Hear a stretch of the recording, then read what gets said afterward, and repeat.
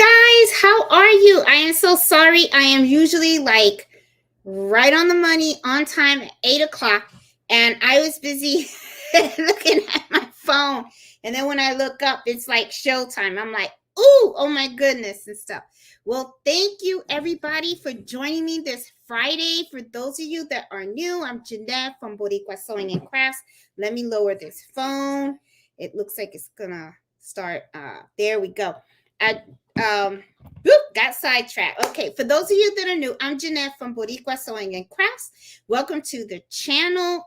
This week, one of the things that I wanted to talk to you guys about is starting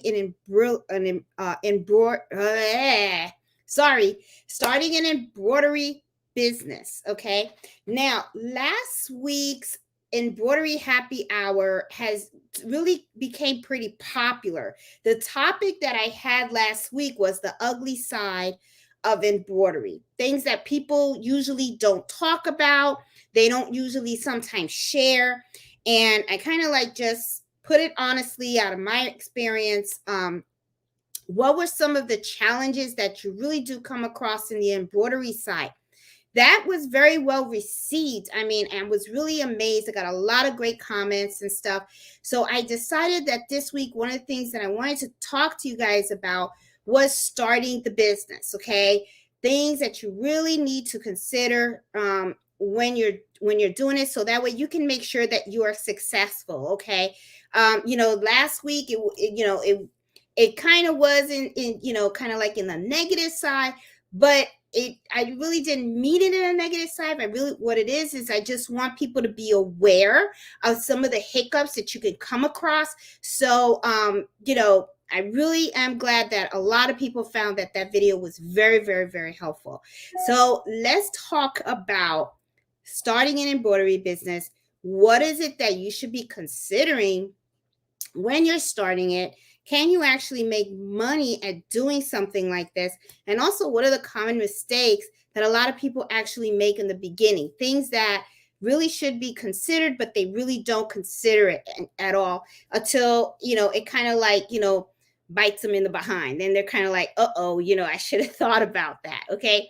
So let's talk about it. All right. So starting an embroidery business. Now, first of all, one of the things that I tell people is whenever you want to start something, right? Whether it's an embroidery business, you want to do sewing, whatever it is that you want to do you have the actual passion for it?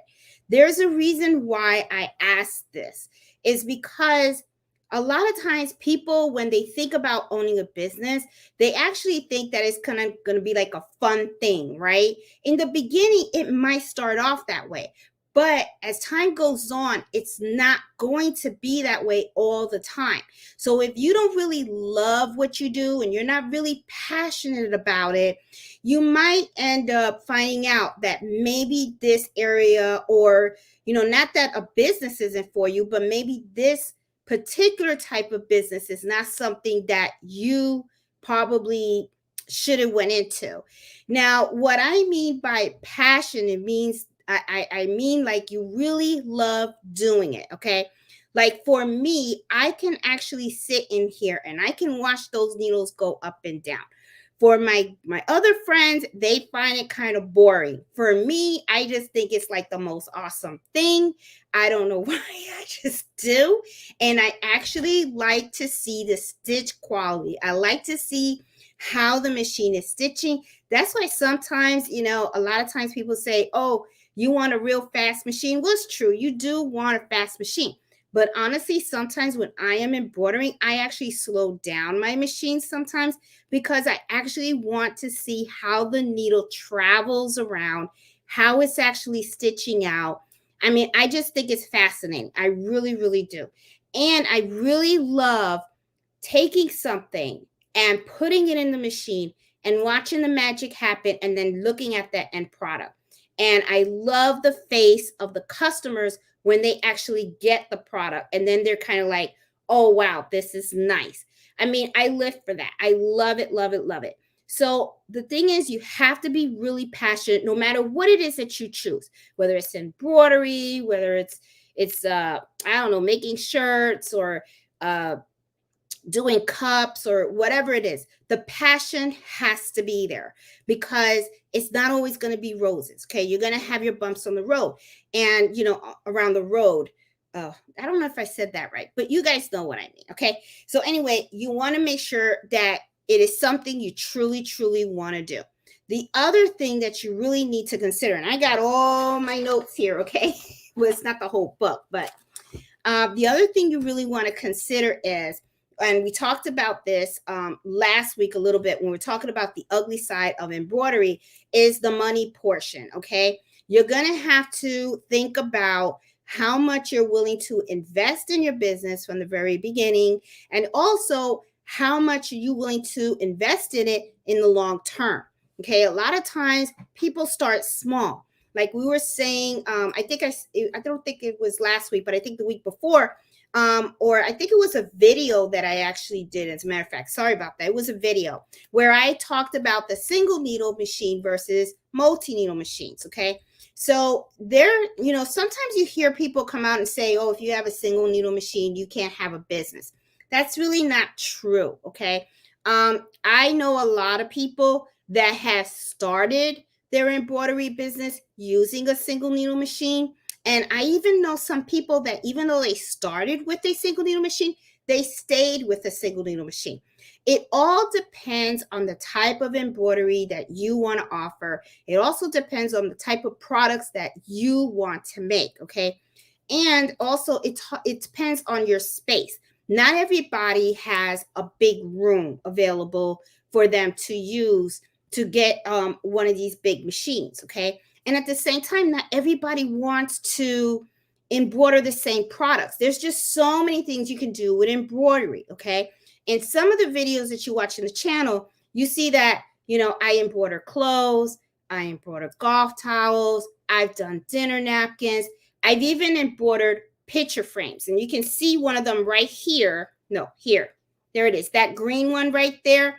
That's an actual picture frame that I embroidered. Okay, I mean, you can do a lot of stuff like that. So you can do in the hoop projects. Okay, and you can sell stuff like I don't have it with me, or you can do stuff like this, like little mini notebooks and stuff like you can do patches. All right, you can do patches with a single needle machine. You don't need a multi needle for that.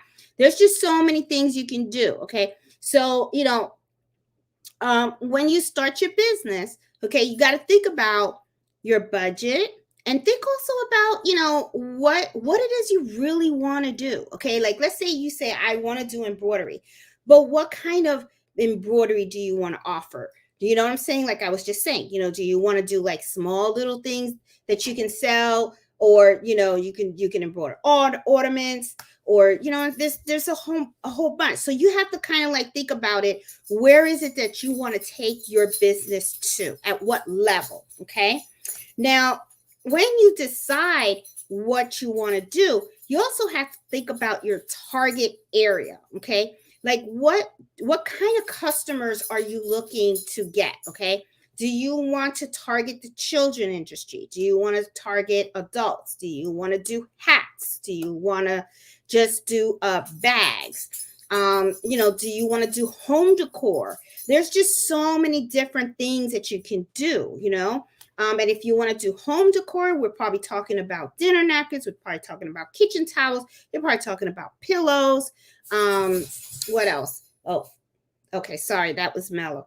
You're probably talking about tablecloths, bedspreads, pillowcases. I mean, there's just so many. As you know, in the world of embroidery, I'm telling you. I mean, I even heard somebody say once, if you can hoop it, you can embroider on it. So it's like there's just so many things that you can offer. Okay, so think about the products, and then think about your target area. Okay, and then from there, what I would do, hi Mello, is I would determine your supplies and the inventories that you're going to need.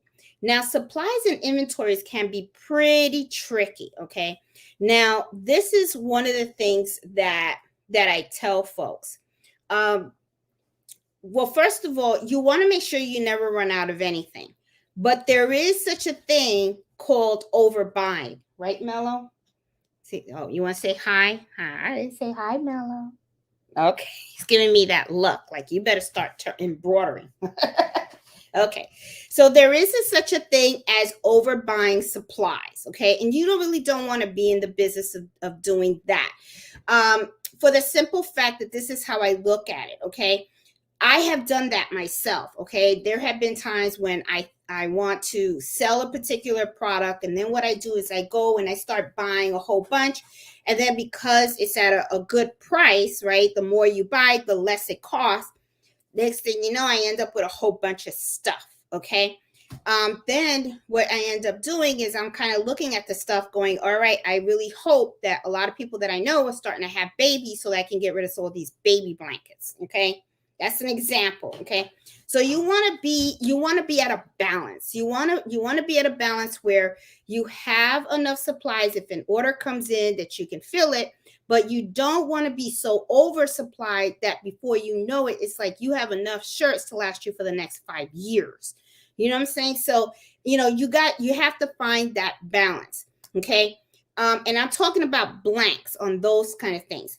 Now, the supply and also on like threads and bobbins and all that kind of stuff is kind of the same in a way too. You don't want to buy so many threads that next thing you know, you have a whole bunch of threads, different colors that are just collecting dust. Okay, so a lot of times I always say just get a basic kit of a variety of colors. Sometimes they sell kits that are about 63 spools. Sometimes you can get 80 or 120. Do something like that. And then what you do is as time goes on and you start to get orders, and if you have a person that is requesting a particular thread color or something like that, start buying them little at a time. As you see the small spools, they start to run out, replace them with the same color with the larger ones. Okay, so it can get a lot. It can really turn into a lot. And then you got to think about it too. When you're getting all of these supplies and you're getting all of these blanks, that all stuff takes space. Okay. And, we're going to get into that about space too. So, just think about your supplies and think about your inventory. All right. The other thing too is thinking about the pricing that you're going to offer for the items that you embroider. There's two types of ways of doing it, okay? One is by doing a price structure, and the other one is by doing a pricing sheet, okay? I've done it both ways, okay? However, let me see if I can show you my pricing sheet. Hold on. I'm grabbing it from here. The thing that I want to tell you guys about is I use both, and I'm going to tell you why, okay? The pricing sheet I use so that I know up front how much my materials and stuff cost, all right? So that way, if I know that I am using cutaway stabilizer, okay, I can go to my pricing sheet, and this is where I determine how much a tearaway tearaway stabilizer is 14 cents. Okay. How do I determine that 14 cents? Well, you buy a pack of tearaway stabilizer. Let's say the tearaway stabilizer cost you 20 bucks, right? And you get 100 sheets in that 20 bucks. Well, divide 100 into the 20, and then that's how much each of those sheets cost you. You want to make sure that when you're using your raw materials in making your embroidery, you are actually covering the cost of all your raw materials. Okay. Now, the thing is, these are good to have, but there is something that a lot of times when people create these price sheets, they forget to include, which is how much you're going to charge per hour. And that's important. Okay. Because nobody works for free. So, especially me. So what I usually do is I use a price structure with a price sheet. Now, what do you mean by price structure, Jeanette. Okay. What my price structure is I do $50 per hour. And what I usually do is, and this is the thing, doing the pricing is very, very tricky. Okay. And I'm telling you right up front, a lot of times when you have customers that come up to you for embroidery, they're going to say, oh, I want this. How much? Never, ever, and I'm telling you from experience, do not give your price right then and there. Tell them, I have to get back. I have to, let me look into that. I'll get back to you. And I'm going to tell you why you want to do this, okay? Don't give prices on the fly. The reason why is because sometimes they think that it's like taking a sticker and putting it on the shirt. It's not like that, okay? You first of all, looking at a design right up front, you're not going to know. Like if you were to look at my logo, you're not going to know how many stitches it takes to develop this logo. You also have different color changes, okay? And you don't know the density of the design yet. So you don't know if you're going to use one sheet of cutaway stabilizer or two, okay? And you also don't know how long it's going to take for you to stitch out that design. Just because your machine goes 1,000 or 1,500 stitches per minute doesn't mean you're going to turn that machine on and let it go the full 1,500 stitches per minute. You know what I'm saying? You're not going to go full blast. You might be able to, and that's great if you do that. But sometimes, depending on the thread, what if they come out and say, well, I kind of want one color in metallic thread? Well, guess what? You're going to have to slow down that machine. Okay. So there's a lot of things that go into the detail of embroidery, and people don't understand that. And then right away, when they come to you and they say, oh, I want that shirt and I want that logo. And then next thing you know, you're going to be like, oh, okay, yeah, I can do that for like $20 a shirt. And then when they give you the logo and then you get it back from the digitizer, you find out that that logo was 35,000 stitches. And then when you take it to your machine, you find out to stitch that logo, it takes about 40 minutes. You just gypped yourself. You know what I'm saying? So never, please do yourself a favor. I'm serious about this. When people ask for prices, don't give it to them right then and there.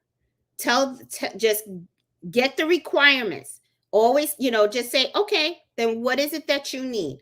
What kind of shirt? And you don't even know what shirts they want. What if they, what if they want you to buy the shirt, or if they're going to provide the shirt? There's too many details that are unknown. Gather all your requirements first. Then you tell them, I'll get back to you tomorrow or the next day or whatever. So that way you can get that thing digitized, and then you can put it in your machine, see how long it's going to take. And then you can go ahead and you can start pricing that item out. Now, that kind of like what I'm describing to you is what I call price structure. Okay. I don't just go ahead and say 1,000 stitches is $1. I kind of use that rule of thumb sometimes. Okay. And sometimes it'll work. The problem though with that, sometimes if you get into complicated designs, you could be gypping yourself. Okay. Next thing you know, you got a customer that's real happy because they got the deal of a lifetime. But then you're at home pissed off because you got robbed. And you ain't got nobody to blame but you, because you didn't do your homework before handling out the price. Okay. Now, the other thing too is make sure you have a minimal price. I don't turn on this machine if it ain't more than, it's $15. $15. That means that if you come to me and you just want a name, and the name is only like, I don't know, let's say 2,000 stitches. It's $15 because it has to turn on the machine. I still got to stabilize it and all that kind of stuff. Because think about it. If I went through that rule, right, and I said, I'm only going to charge $1 for every 1,000 stitches, and they want the name John, and John is only 4 letters, and they want the small font, and it's only like, let's say 2,000 or 3,000 stitches, right? Do you really think that I'm just going to tell that customer, oh, it's just $3? I don't think so. I wouldn't do it. I would be like, uh, $50. You know why? Because I still have to pay for my stabilizer. I still had to pay for electricity. I still had to look, create the file. Okay. I had to look through all the fonts and pick the font the customer wanted. I still had to make sure that it got sized correctly. Okay. Then I had to save it to my USB. Then I had to put it in my machine. Then I had to align it correctly. I had to also put thread in that machine as well. So, I guess what I'm trying to do is emphasize to you guys, because to me, I feel that this is really the part that really really kind of messes up a lot of people. It's the pricing of the products. So important. And you're not going to have the same price for everything. Okay. Everything's going to be different. And you got to remember too, what sometimes makes the pricing complicated when it comes to the world of embroidery is that everything is so custom. Most likely you are not going to get orders that are the same from everybody. Okay. Especially if you do local air orders and stuff like that. Like when I had the women's club, their logo was very complicated. Okay. It was not an easy logo. All right. It was something that I had to actually work with the digitizer, and we had several revisions of it. Okay. I mean, I worked with Fossil, and I also worked with another digitizer as well. So it was a lot of work. And I had to do a lot of test stitch outs with different weight threads. Okay. Different colors. I had to actually, because they wanted that thread to match the shirt. So there's a lot that goes involved, that is involved in digitizing. So you want to make sure that whatever price you give, I'm not saying that it has to be a price so high that the person is going to be like, what? No, it's not that. You want to make sure that the price is fair. I always say that. The price is fair. It's fair to the customer and it's fair to you, because you're the one that's working and you don't work for free. And you want to be able to feel proud of that sale, of not only just creating the product for them and knowing that it came out nice and you have a happy customer, but you also want to know that what you're doing is profitable, because that's what owning a business is about. It's about making some money. And it doesn't matter. I mean, some people do this because this is their bread and butter. Some people do this for the side. But the bottom line, at the end of the day, nobody's doing this for free. So the pricing is so important, okay? A lot of people have different types of ways that they price their items, okay? Some people don't look at the stabilizer or calculate the stabilizer like I do. Some people add a hoop fee. Some people add a color fee. There's a lot of things that you can do, okay? There's a lot of different ways you can price it. But the thing is, you have to come up with your own. So because it's about what's going to be profitable for you. So my recommendation, and I know I know this is probably going to piss off a lot of people, because this is usually what I piss off people when they ask me about what machine should I buy. I don't like giving advice on the machine, because I feel like telling you what machine to buy is like telling you what car to drive. You know what I'm saying? So I feel like telling you how to price your items. Oh, thank you, Alicia. I appreciate the super chat. Thank you. I feel like telling you how to price your items, it's like a personal choice, okay? But the only thing that I really strongly recommend is you want to make sure that when you are pricing your items, you are not gypping yourself, because this is what's going to happen. Remember in the beginning of the video, I told you want to start an embroidery business, you got to make sure you have that passion, right? That drive. That passion is what makes you feel good because you're doing something that you love and you enjoy. And if you end up pricing it as such a way that your customers are smiling, but you feel like crap because you you like what you're doing, but you don't see the business growing, okay? Because think about it, that extra money that you get, if it's not your bread and butter, you could use that extra money so that maybe you can upgrade your machine in the future, or maybe you can get better tools to help you embroider, okay? You want to reinvest. You can reinvest in your in your little shop. So my whole thing is, when you do that, you start to feel bad. And when you feel bad, guess what? Your passion is shot. And if your passion is shot, you're not going to want to really do well in getting your business going. Because when you have a business, just like I said last week, when we're talking about the ugly side of embroidery, okay? When you have a business, you got to be on it, okay? Sometimes there's no vacation, sometimes there's no breaks, sometimes you're just not in the mood and you just have to do it. You got to fill those orders and stuff like that. The last thing you want to do is to put yourself in a position that now you don't like what you do, because now it's like you feel like crap because you're not you didn't price yourself well. And then what ends up happening is you really, if you think about it, you kind of screwed yourself because you're the one that created the price. So don't right away, and I'm telling you, because I get orders locally all the time. I truly do. I have people that come to me and they say, hey, I want you to make these shirts, I want you to do this, I want you to do that. Get them all the time. And then I tell them, okay. And then I'm like, all right, well, email me, send me the photo, give me a couple of days, and I'll say, try to tell me as much details as you want, and I'll give you an estimate. That's what I tell them. I'll give you an estimate of how much it's going to cost. And usually what I'll do too, when I do estimates, and this is something that you might want to consider, I usually give 2 estimates to the customer. One of them is if I have to provide the products, okay? But what I do is I tell them, this is where I'm going to buy the products at.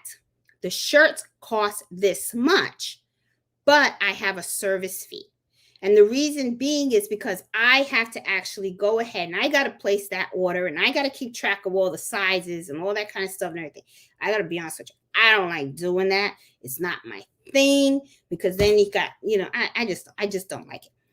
I prefer, this is how I like to do things, okay? It's just a Jeanette thing. You could do it either way, but I do give them 2 options so that way they can pick, okay? Because you got to be flexible, okay? What I like to do is I like to tell the customer, you bring me your products, but you have to tell me where you bought that product from. Because if I mess up a shirt or something like that, then I have to replace it. And I'll replace it at my own expense, okay? Because the customer didn't mess up the shirt, I did. So that's how I usually do it. I prefer that they order the shirts and everything. That way my focus is just embroidery. And I'm just going to, the invoice you get from me is strictly service. So when they tell me, oh, I wanted the logo, I looked at the stitch count. I looked at how much sheets it was going to, how many stabilizer I was going to use per shirt. And then when you get the file and you stick it in the machine, how long it's going to take for you to embroider that file. Now, this is something that I do too, okay? I like to earn, I say my time is $50 per hour, okay? Hey, how you doing?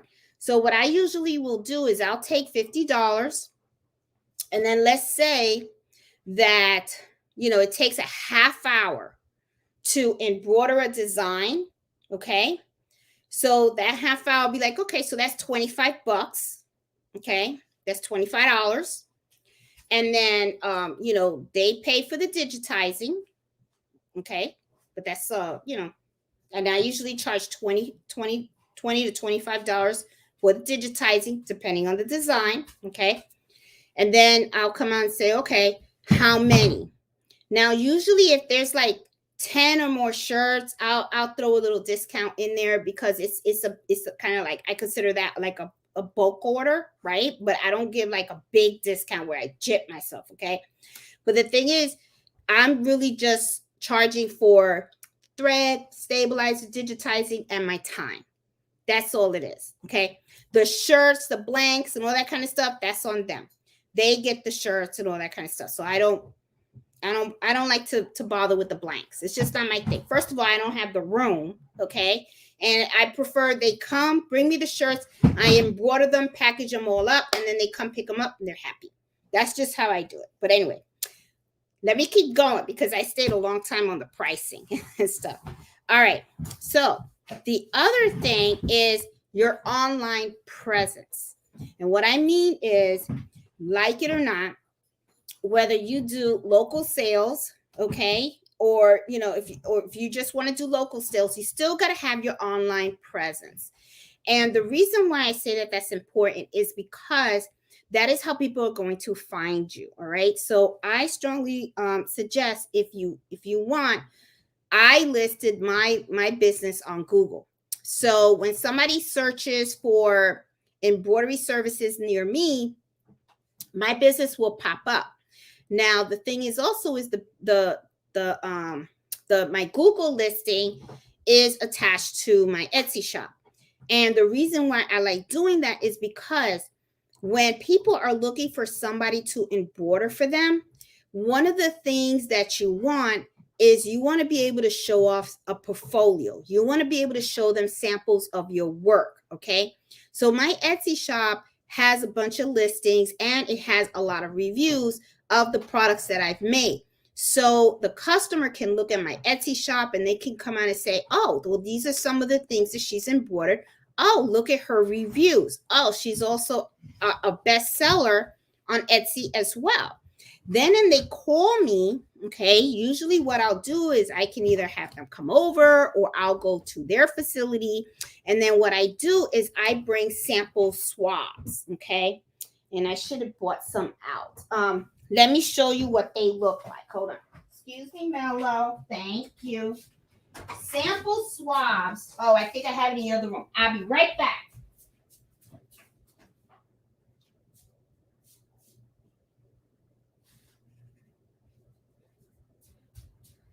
Nope, I think I have them in here. Hold on, I'm still looking. Mello, where are the sample swabs? Here we go. All right, I should have had these. I didn't think I was going to talk about sample swabs, but you know what? I mean, I got to show you guys the 411. Okay. These are sample swabs, okay? Like this. Okay? What I do is sometimes, and this is what I do for customers, all right? What I do is, and this is what I'm talking about when I say your time. Your time costs money. That's why I'm saying when you have to price these things, make sure that you're covering for your time. Because when you go and get something digitized and the thing gets, digitized and everything, you have to do a test. You have to test it to make sure that the design stitches, well, guess what? That takes time. Okay. So usually, so anyway, going back to that, when I meet with customers, I have these little swaps, right? And then I have more in there. I should have grabbed the other ones, but it shows logos of other businesses that I've worked with, little shirts that I've done for kids and stuff like that. And what I like about having these with me when you meet with customers, okay, is that it's something tangible that they can touch and feel, okay? Like, for instance, they can, let's see, like this logo that I did, even though this was a test stitch and it was too big, but yeah. But anyway, this is a nice way for you to show the customer how the product is going to look, okay? Or a potential customers on how you have worked on people's products, how they come out, and then they can look at it and they can see the type of threads you use. I've even had customers where they get it in their hand and they feel the front, and I know what they're doing. They're looking to see, is it a smooth surface, right? Is there like snags? And they're looking for snags in the thread and stuff like that. You'd be surprised. You would be surprised. Okay. So the thing is, this kind of helps you with your advertisement. It helps you with meeting with customers and showing them samples of your work. Okay. So your online presence is very, very important because it's a way for you to reach out, or really for the customers to find you for business. Okay. Especially if you're local and stuff. If you're online, if you sell online, you already have an online presence and stuff. But if you're selling local, you still want that online presence. If you also have a community web page and stuff like that, put your advertisement out there, put your stuff out there, let people know that you're around. That way they can know that you provide this service and stuff. So it's really, really, really important. Now, this is another thing that I want to talk to you guys about: digitizing. And this is something that you have to consider if you are going to start an embroidery business. Okay. A lot of times, people don't realize digitizing. It's not even considered. Okay. They buy a machine. They think that, you just buy files and you start stitching away, right? But digitizing is really important because when you are running an embroidery business, you are going to get custom sales. Okay. I sometimes have heard people say, well, I'm only going to work on stuff that I want to work on. I'm not going to work on other people's stuff and everything. Well, you can do that if you want. But the only thing that I caution is that if you choose not to do custom work, you could be missing out on some money. Seriously, because a lot of times people do want the custom work. So in order for you to be able to accept those custom orders, you have to come to a decision about how you're going to be implementing digitizing in your business. Now, there are two ways you can do this. You can learn digitizing and do digitizing in-house, or you can outsource it. Okay. Now, there are pros and cons to both of these areas, and I'm going to tell you what it is. Okay. In-house. Let's talk about in-house digitizing. Let's say you have your embroidery business and you not only want to do all your machine embroidery, but you also want to digitize as well. Well, the pro to that is that you do save money. Okay. But what ends up happening is you now have less time to do machine embroidery. You can't really do both at the same time. Okay. You're only one person. So, and let's get real. Okay. Yes, you can turn on, depending on your machine, and depending on what you're working on, sometimes you can turn on a machine and walk away and do something else. But it can get kind of tricky. Okay. Sometimes I have projects that no matter what, even though they're on my multi-tool machines, I still prefer to babysit them. Okay. Because if there's a snag, I want to stop that machine right away. So that way it doesn't it doesn't ruin the item and stuff like that. Okay. Now, the other thing about what's good if you do your own digitizing is then you're in total control. You actually creating that design yourself. However, though, do know that there's software costs that's involved. Okay. And also there's a big learning curve. Okay. A lot of times people think digitizing is real simple. Well, I took a digitizing class. Me personally, maybe it could be too that maybe I already made up my mind. I'm not a digitizer. I don't want to be a digitizer. I'm more of a machinist.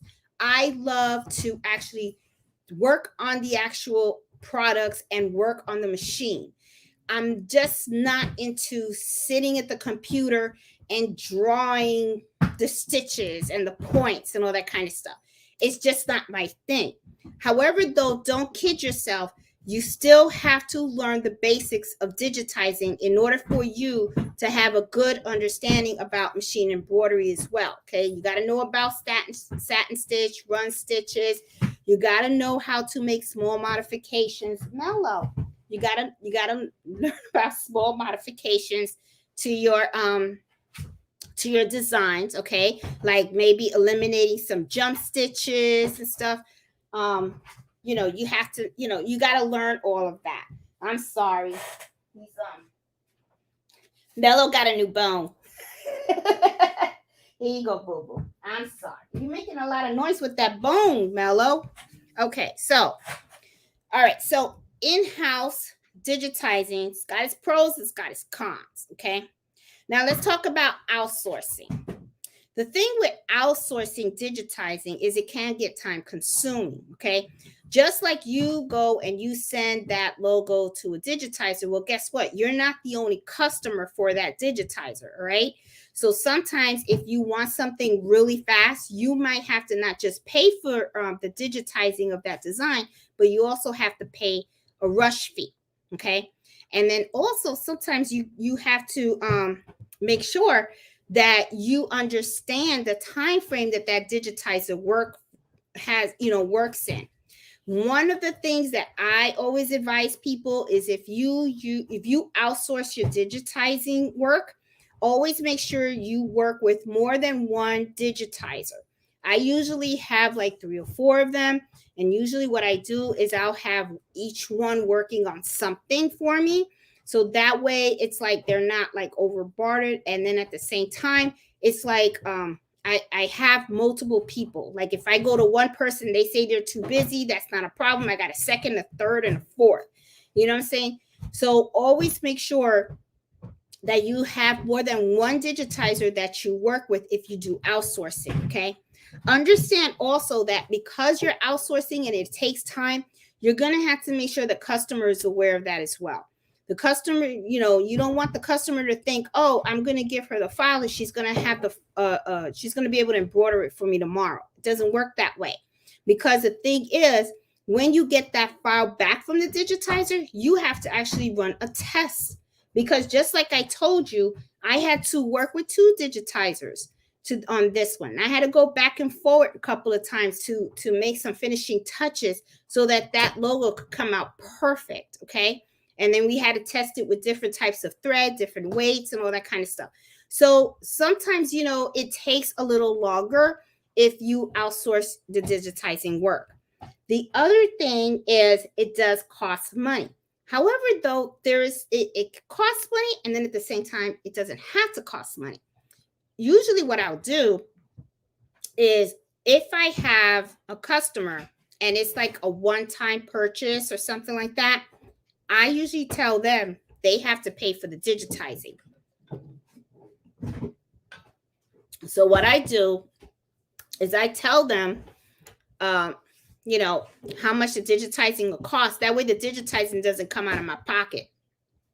However, though, there have been times when I work with certain small business owners, and I know that there's going to be a lot of shirts that they're going to be ordering, and we're talking bulk orders. Okay.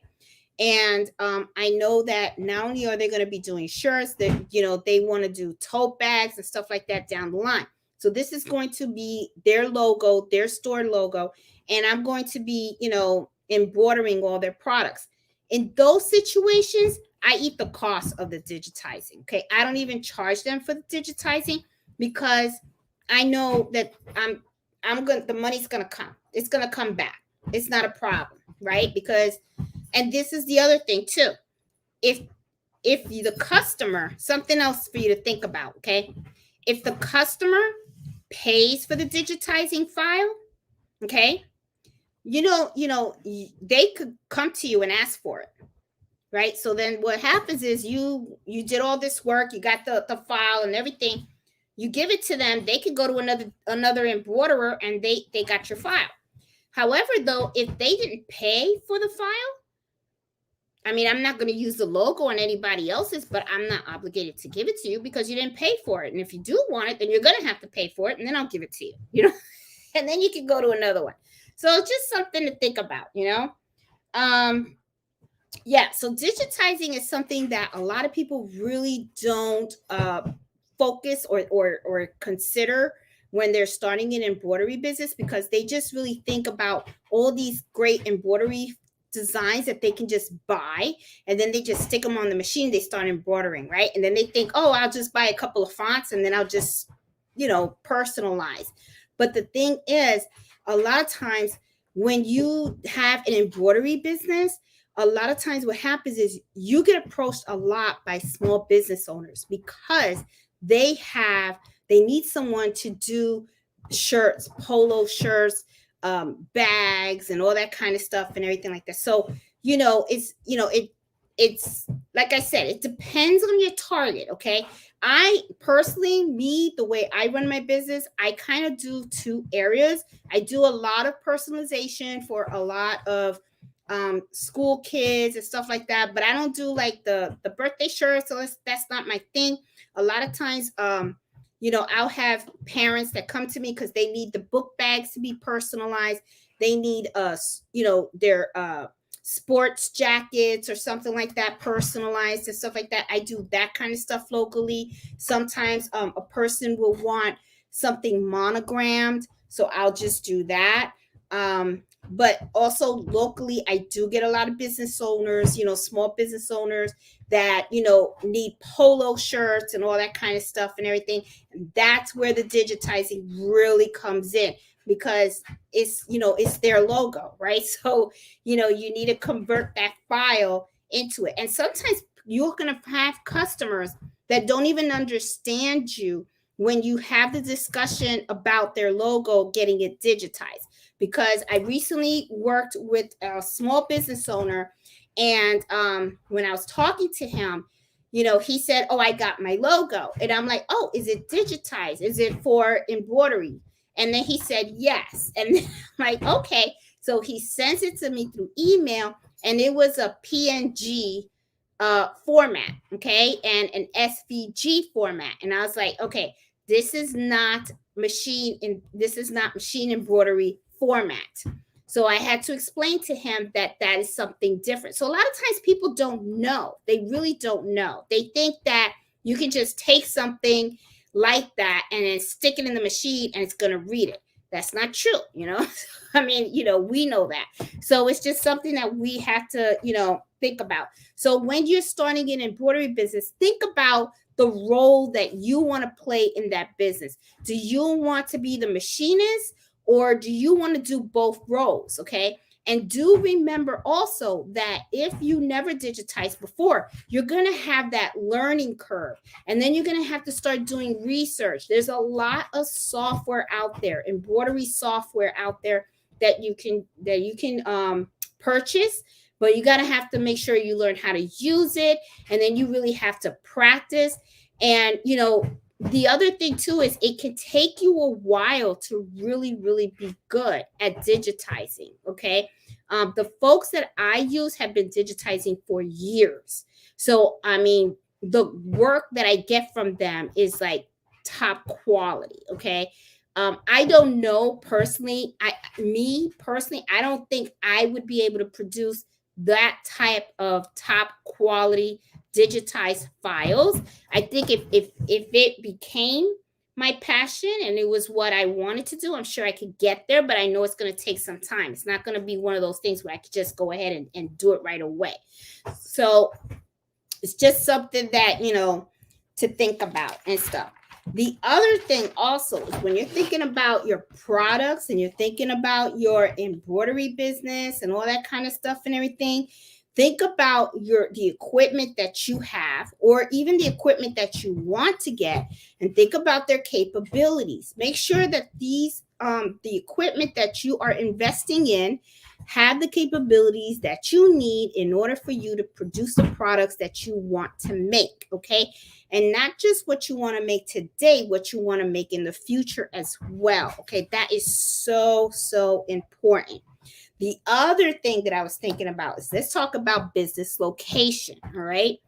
Now, some people run their embroidery business at home, and then some people actually do a storefront, or they use a warehouse or some other location. There's pros and cons to both. Okay. Now, I run mine from home. Now, the reason why I like running it from home is because I kind of like knowing that I don't have to get up every morning to go to another facility and open up a door and work, because I feel like when you do that, it's kind of like you got a 9 to 5 job, something like that. I actually like working at home because I get to work at my own pace, and I get to just, if I can't sleep, then I'll embroider at night, or I can, whenever, you know what I'm saying? So I just feel like I don't have to like get up. I can actually even work in here in my pajamas if I want to and stuff like that.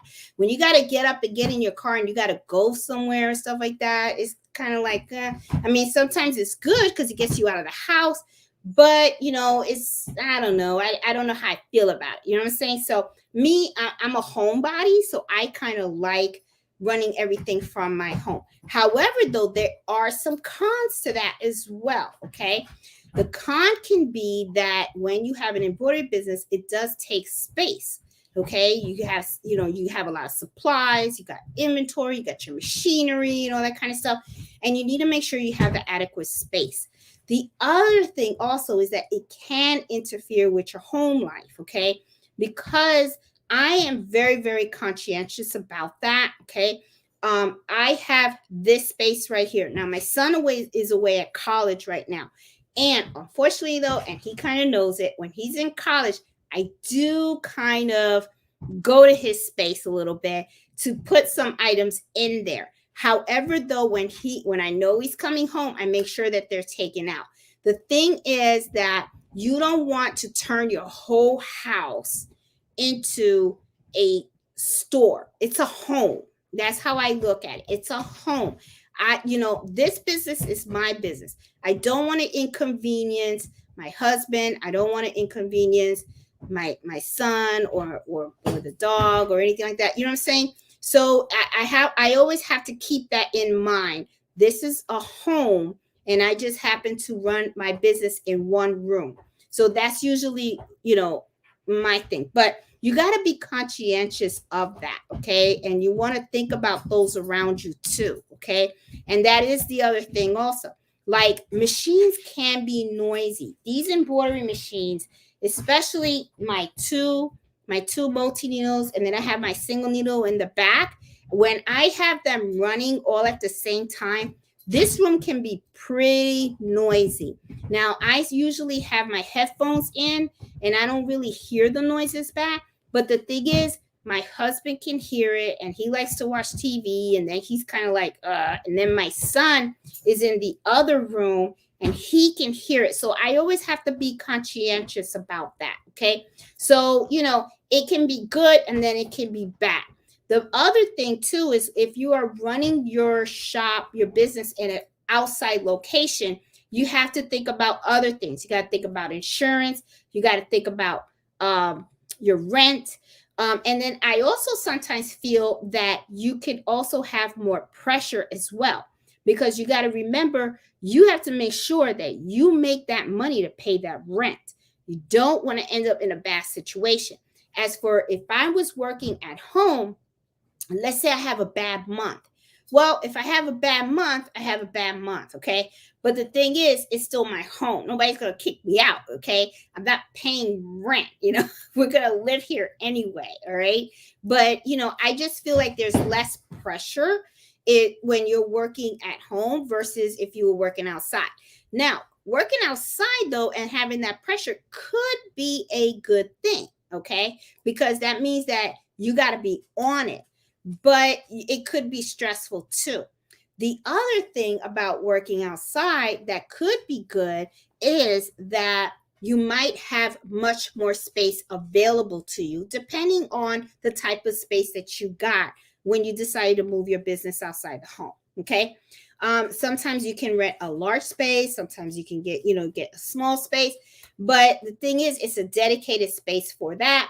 And what's really good too about that is that when you are there, you're really not messing up anything at home. You're not pissing off anybody with the machines running and all that kind of stuff.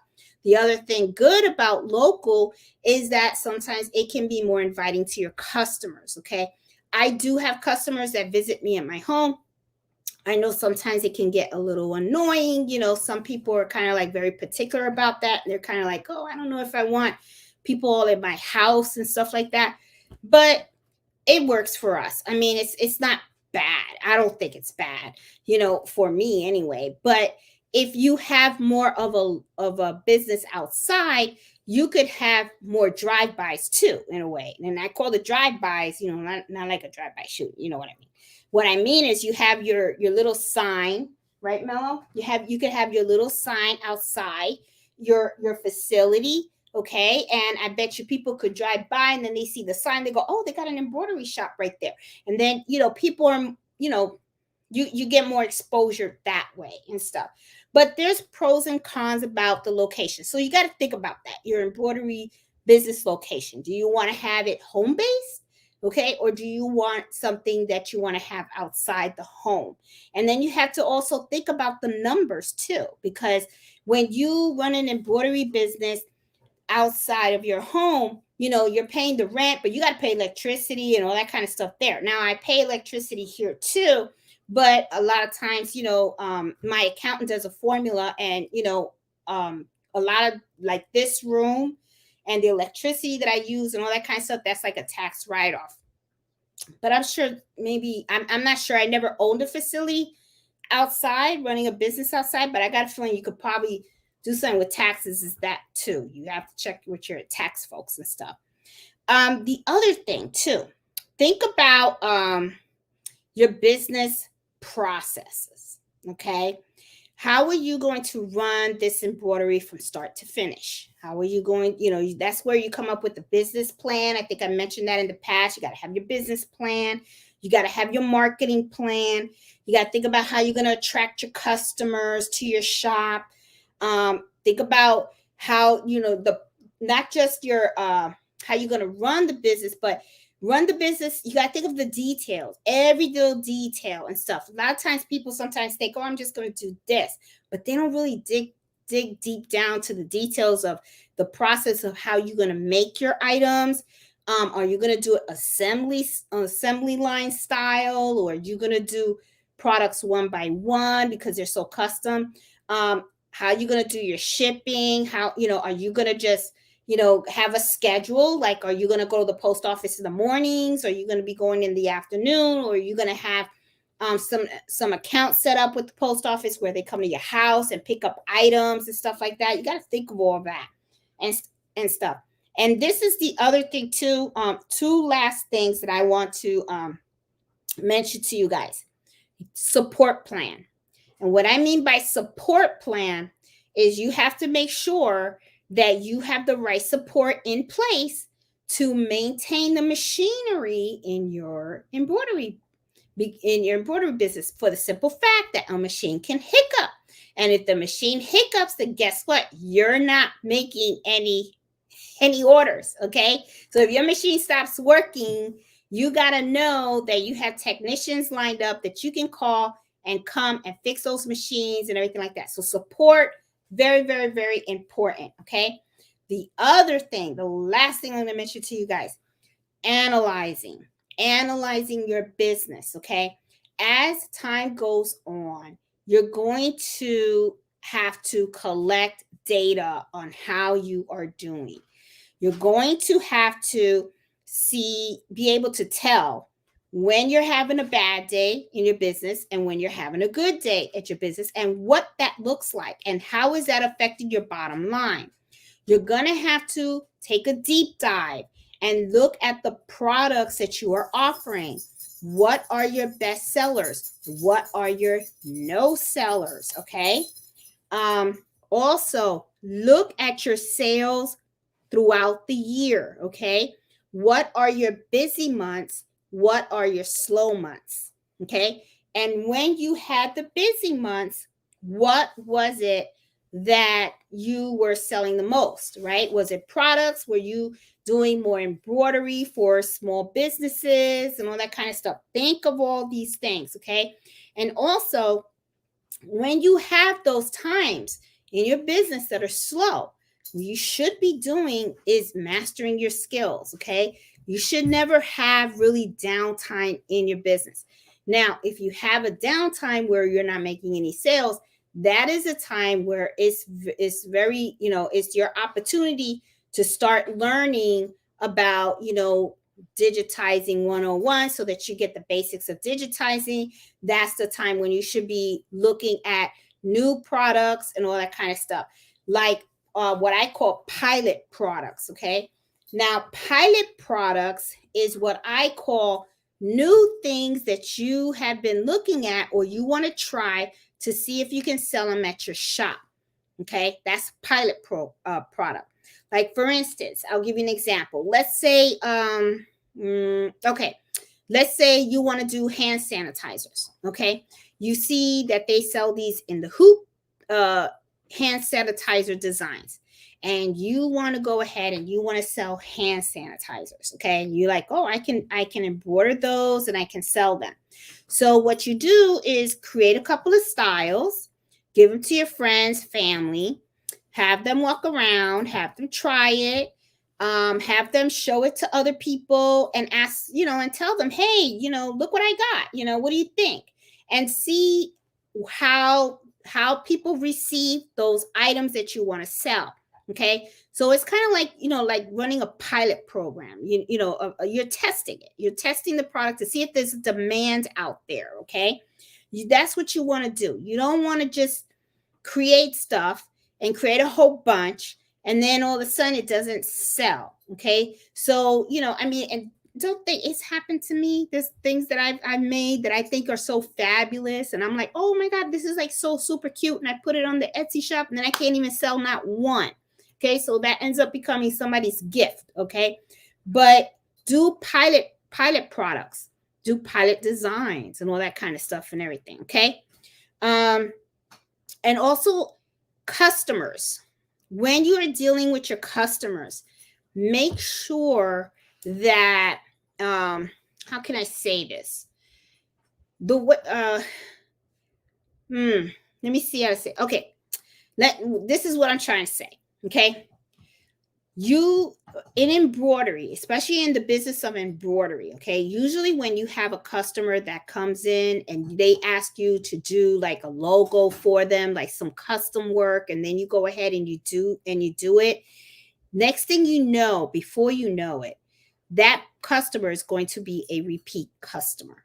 Okay, for the simple fact is that they already know your style, they know how you work, they know the quality, they know your pricing, and it's like I don't know, for embroidery, it's like when you find somebody that really works really well with you and you like the way they work and all that kind of stuff. It's a lot of times, if people like what you do, believe me, they're gonna come back. They're gonna come back and they're gonna be like, oh, can you do this for me? I need you to do that for me. I have a lot of repeat customers. I have customers that it's like they just right away they'll email me and say, hey Jeanette, I want to do this and stuff like that. And it's like I have customers that I've been embroidering for now for like 2 or 3 years, and it's like, and I'm talking about a lot of orders. Okay, they don't just come with one shirt. They'll come here and they'll say, hey, I have a club and and we need polo shirts. Next thing you know, I make 15 shirts for them. Next thing you know, it's like they change their logo, or there's another club next, and this is the other thing too, your customers are your walking advertisers. Okay, that is another thing that I kind of want you guys to remember. So I guess what I'm trying to say is the customer service. Customer service is so important.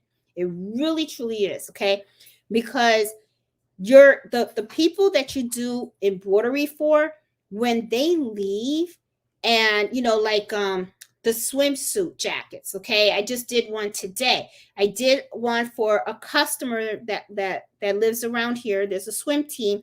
I did her daughter's they have swim jackets, and I embroidered the daughter's name below the logo on the jacket, right? Next thing you know, they were at the swim meet. Oh, where did you get that embroidered? Oh, there's a lady called Jeanette. Next thing you know, the second lady came. Oh, can you put my son's name on it? Sure, not a problem. I do that. Next thing you know, today I had another lady that came in, okay, and stuff. And then she asked me for a stack of cards so that she could give them to the rest of the mothers on the swim team. So, what I'm saying is, customer service is so important. Think about that. Think about how the type of process that you want, gathering the requirements from the customer, keeping in touch with the customer, how you're going to invoice them and all that kind of stuff and everything. Think about that. The interaction that you want to have with your customer. That's going to be important because that's what's going to sell you and your business. Okay. That's really what's going to do it.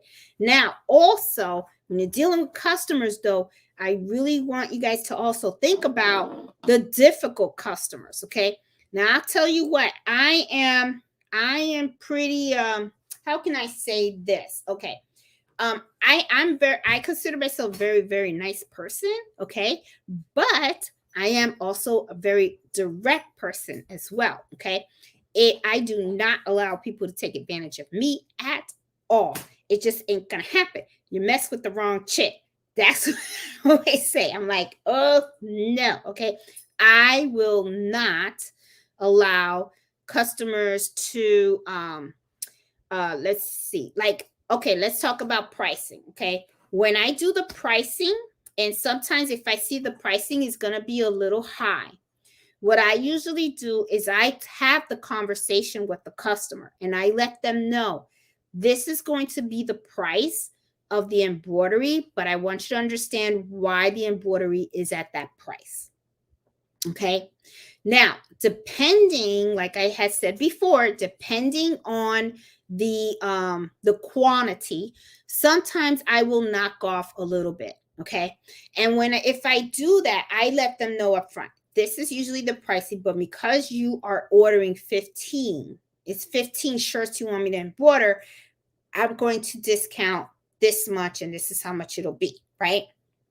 One thing that I don't do, okay, and I refuse to do it, I'm just not going to do it, okay? I mean, you can if you want to, but me, Jeanette, I don't do it. I don't do the haggling. The haggling of the price, no, because I already know that I had given you a fair price, okay? I am not going to work for free. I am not going to place myself in a position where I do all this work and then the customer walks out thinking they got a great deal and then I feel like crap. I'm not doing that. It's not worth it. No, because you're not going to take my joy away from me. So that's just how I am. Okay. You will sometimes bump into people that are like that. And even like I said last week, you will even sometimes have customers that will try to mess with the way you deal with your business process. Okay. Like for instance, money up front. No money up front, no machine. That's it. I don't turn it on. I don't care. When you order something from Macy's online, okay, when you order something that's personalized from anywhere, even from Etsy, okay, what do? You pay for it in full. Then the person creates it and then they deliver it to you. That's exactly how I work. Some people will say, oh, well, I'll give you half now and then no, this isn't going to work. Then I just tell them, maybe you need to go somewhere else. It just ain't going to work. I ain't doing it. No. So be very, very, just think about it. I'm not saying that this is how you should do it. You should do it exactly how I do it. You know what I'm saying? I'm not saying you got to do it at your comfort level, but all I'm saying is, I have seen people get burned. I really have seen people get burned. We always want to think that there's nothing but good people out in this world. And I got that. And I try to think that way too. But let's be real. Sometimes not everybody is so great as they claim to be. Okay. Sometimes some people can be very, very sneaky. So I don't want to get gypped or robbed. Okay. So I'm just not going to place myself in that position. It's just not worth it, because then what happens is you have all this stress. I don't want to deal. I'm just too old. I'm too old. I don't want to deal with it. I'd rather just let the sale go. I really do. And then guess what? Now I have free time, and then I can just focus on mastering my craft, working on other products and stuff that makes me feel good. Okay.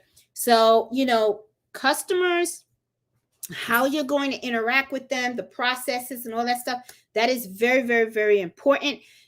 Just make sure you think about it, think about how you're going to invoice them, think about your policies and stuff like that. And get to know your customers. And that is one thing that I kind of find, I get a lot of repeat customers because I actually get the time. I sit down and I talk to them about what they're doing, what they want to do, and all that kind of stuff and everything. So you want to build a good business relationship. And to build a good business relationship, you got to start it off right. But when you start seeing any kind of shadiness or anything like that, I just cut it off. It's just not worth it. And it's like, not for me. Okay. So guys, let me see. Did I cover everything? All right. Yeah, I did. Okay. Yep, I did. But really, think about the analyzing portion, guys, because that is something that I know I do. Well, I do that at work all the time because that's my full-time job. I do a lot of I analyze a lot of reports and data and all that kind of stuff, and statistical data and all that kind of stuff. So I guess that's kind of like my forte. So when it comes to my business, I always like to look at how much am I spending, how much profit am I making, what are the things I sell, what are the things that don't sell, if something sells well, how many did I sell last year versus how much am I selling this year. I will say though, I find, especially during this time period right now, and I don't know, I think it is. I think it has to do with the inflation and everything because, everything went up with our paycheck. Everything has gone up with the paycheck. The food has gone up, the gas gone up, everything. Okay. So I think last year, I was making a lot of sales on the Etsy every month. Still making a lot of sales. I still am. The shop is going strong. The only thing is it's not the same amount of sales as last year. It's not, it's not like I'm only selling one or two. I'm still selling a good amount, but it's like a couple, like 50 or 60 sales less than what I was doing last year. Okay. The money is still good too, because Carlito's still in college, and I managed to pay for his dorm. He's not in the street yet, so far okay. But but yeah, I'm finding that this year has been a lot less than last year, but I am making more sales locally. But I think that's because my name has gotten out there a lot more lately. What is it, Mello? So yeah, so I think it's because now hey boo boo, last year I just last year I just started to like really do local last year, but my name has really started to get out there. So now I'm getting more and more people calling me and stuff for local sales and stuff like that. But I am going to go down the chat because I always like to say hi to everybody and stuff. Let me see. Oh, and I also wanted to share with you guys about my rolled hem. As you guys know, I did a video on the roll hem, right? And I wanted to show you what I am talking about so that you guys can see what it is that I'm trying to do, okay? When I was with Miss Banks, we went to that Sew and Quilt Expo, right? So I bought this fabric, okay? And I loved it so much. And I said, you know what? I want to make dinner napkins for myself. So one of the things she said was, you should do a roll hem on the fabric. And I said, oh my God, I have a serger. I'm going to do that. Well, anyway, I've been having a hard time with my serger. Still kind of am. Miss Banks going to help me with it. But this is what a roll hem. I just want to show you real quick what a roll hem looks like on a serger. Okay. See the edge? See the edge on this fabric? Do you guys can see? Yeah. See? That's what a roll hem is. Okay. Now my roll hem, this is how it's supposed to, this is perfect. See how, you see it? Yeah, see how perfect it is? This is nice. See, and it's just an edge, okay? Now, remember we were talking about roll hem on a single needle machine for the sewing thing? That's different. It's not the same. It's not the same as a roll hem on a serger, okay? This is the roll hem on a sewing machine, and it's actually just a fold. It's kind of like a little fold. And it could be that I'm doing it wrong. Oh, I'm sorry. You can't even see it. It could be that I'm doing it wrong, okay? But it's not the look I'm looking for. I want this look, okay? I think this is going to look great on the dinner napkins once I have it in. And then what I want to do is I want to embroider in gold W, in script. And I want to have it for my dinner table. That's the goal. That's what I'm trying to get to. So, yeah. So I am going to be working with Miss Banks on that. She's got to help me because my serger is really driving me crazy and stuff. It's like, So anyway, back to the chat. So I just want to say hi to everybody. Hey, River, how you doing? Hey, Kingsbury. Hi, Judy. I see Deborah, Judy. Let me see. Hey, Robin. How's it going? Hey, Debbie. Hey, Marlene. How are you? Hey, Angela. Hey, Tracy. How you doing? Is Miss Banks here? Hey, Marlene. Oh, Miss Banks is a little bit under the weather, guys. She is. I have been talking to her every day. We were supposed to meet earlier this week, but she really wasn't feeling well and stuff. So please keep her in your prayers and stuff like that. She is getting better. She really is doing a lot better and stuff, but she's just a little under the weather. She's gonna be fine. She will most likely be online next week and stuff. She just needs some rest. But you know what I think? Maybe she just wanted me to struggle on that surgery a little bit, see if I could figure it out on my own, probably. So and stuff. But no, she's not here. Hey Judy, 51 more days till Christmas. So it's kind of hard to believe because this year kind of like just like flew, right? Like 2022. And so actually flew and stuff. Yeah, Christmas is just almost around the corner. It really is. Hey Shirley, how you doing? Hey Sassy, how are you? Hey Chocolate Woman, where's the supervisor Mello? He's around here somewhere. He's been on this bone, as you can see. These are bones that I get him, and as you can see how big they are. And it only lasts a week, okay? And see, he's coming now because he sees I'm holding his bone. Yes, it's your bone. You can have it. Here you go. He's like, you messing with my bone and stuff. They were asking about you, Mello. Chocolate Woman was asking and stuff. Hey, Iris, how you doing? Hey, Alyssa. Let's see. Hey, Cheryl. Hey, Alicia. And thank you so much for the super chat. Hey, Miss Max. Oh, due to the possible shortages due to transactions, stock up. Yes, Sassy, very good idea. Yes, and let me tell you something. On my Etsy shop, I have golf towels, and I sell a lot of golf towels. And I actually ran out of gray, and I've already got like 2 orders in there. And I thought that I was going to get them like within a week, and already now they're like pushed it back like 2 weeks, and I'm already like, really, so I already have 2 orders paid for, and they're local orders too, but I think they're Christmas gifts. So so I have to make sure I get those gray towels and stuff. But yeah, there are going to be a lot. And then I don't know if you guys know, last year I ran out of bobbins, and that was not a good thing, so you got to really, yes, absolutely, Sassy, you got to really stock up. Nothing like the hum of a sewing machine or embroidery. Angela, I know. I love the sound of that and stuff. Love watching a design stitch out. Debbie, I could stand here all the time. I really can.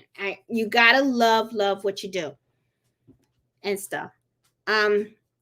Oh, Iris say, what shortages are you talking about? Iris, I think what she is mentioning is that I know last year there was a lot of issues with transportation. And they had, there was a lot of shortages everywhere. And because of those shortages, also prices skyrocketed. Okay. I don't know if you guys remember, there were bobbins. Okay. I like to use the magnetic bobbins, and I used to get those for like, they were like, I think $35 a box. Those things went up like crazy, and they were like $50 a box.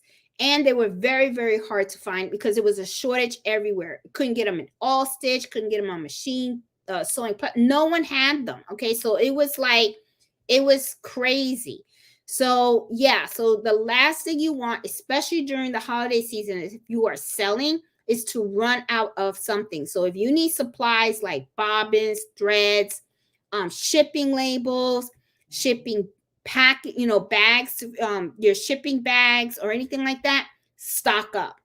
Stock up, because you do not want to be in that bad position. You really, really don't. And stuff. Hey, Natural You, how are you? Hey, Deborah, how you doing?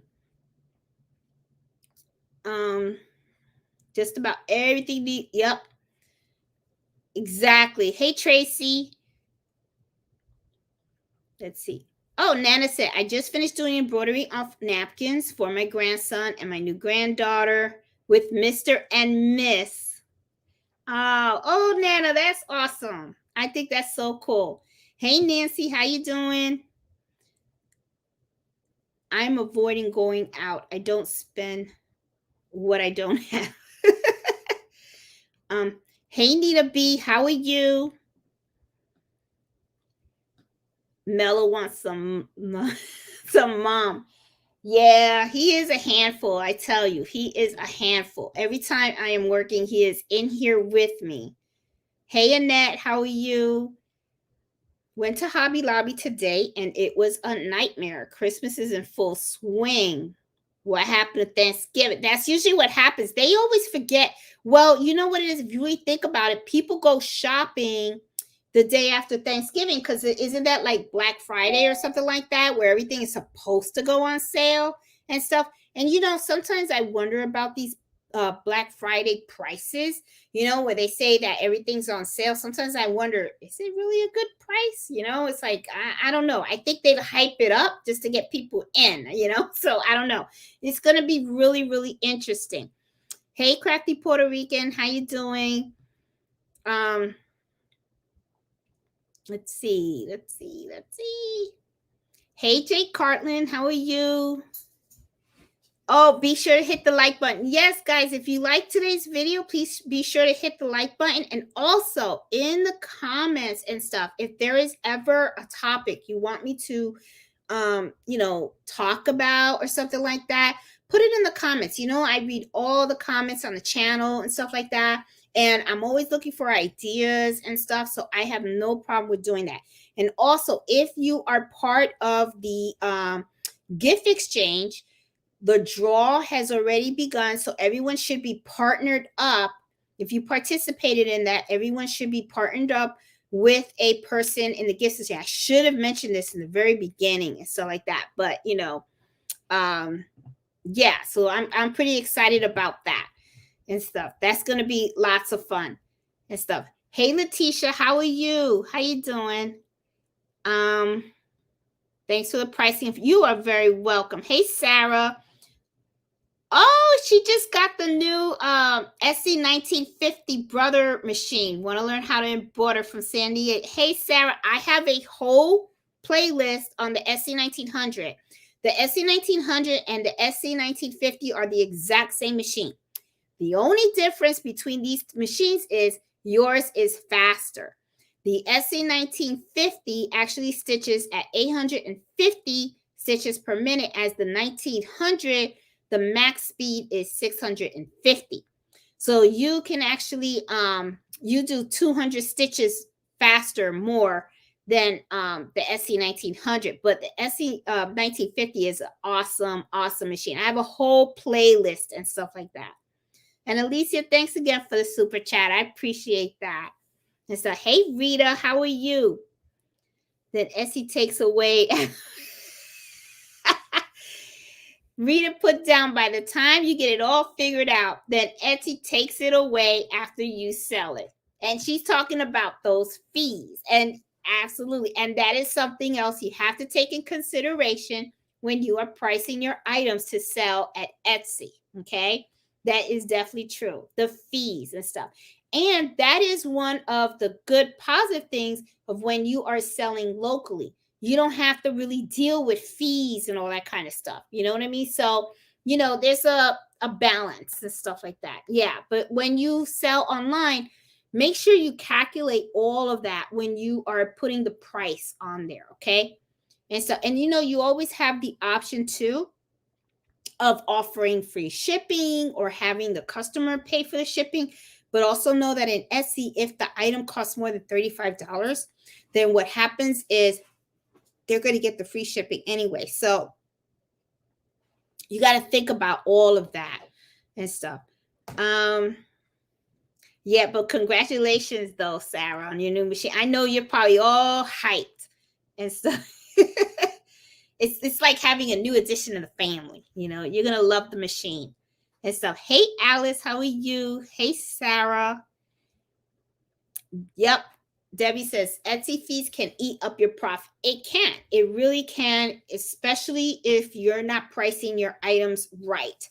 That's why you really have to. I tell people don't, if anything, don't rush that part of your business when you are thinking about the pricing. Sit down and actually think about it. Think about, the blank, think about, the cost of the stabilizer, your time, and all that kind of stuff and everything. You want to make sure that you are making something, okay, making some money, and think about those fees and all that kind of stuff. So, because that can eat up quite a bit. It sure can. You have to stay pretty busy on Etsy, otherwise you get eaten up. Yep. Hey, Jay Carton, I'm pretty new at this.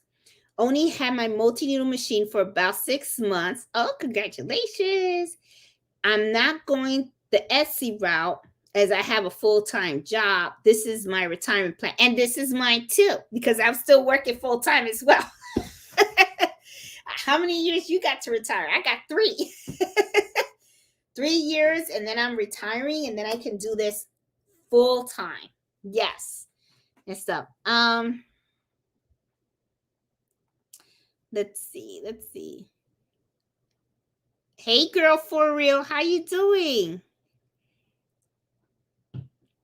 Oh, look like we got some Racomas in the house. Hey, Jill, how are you this Friday?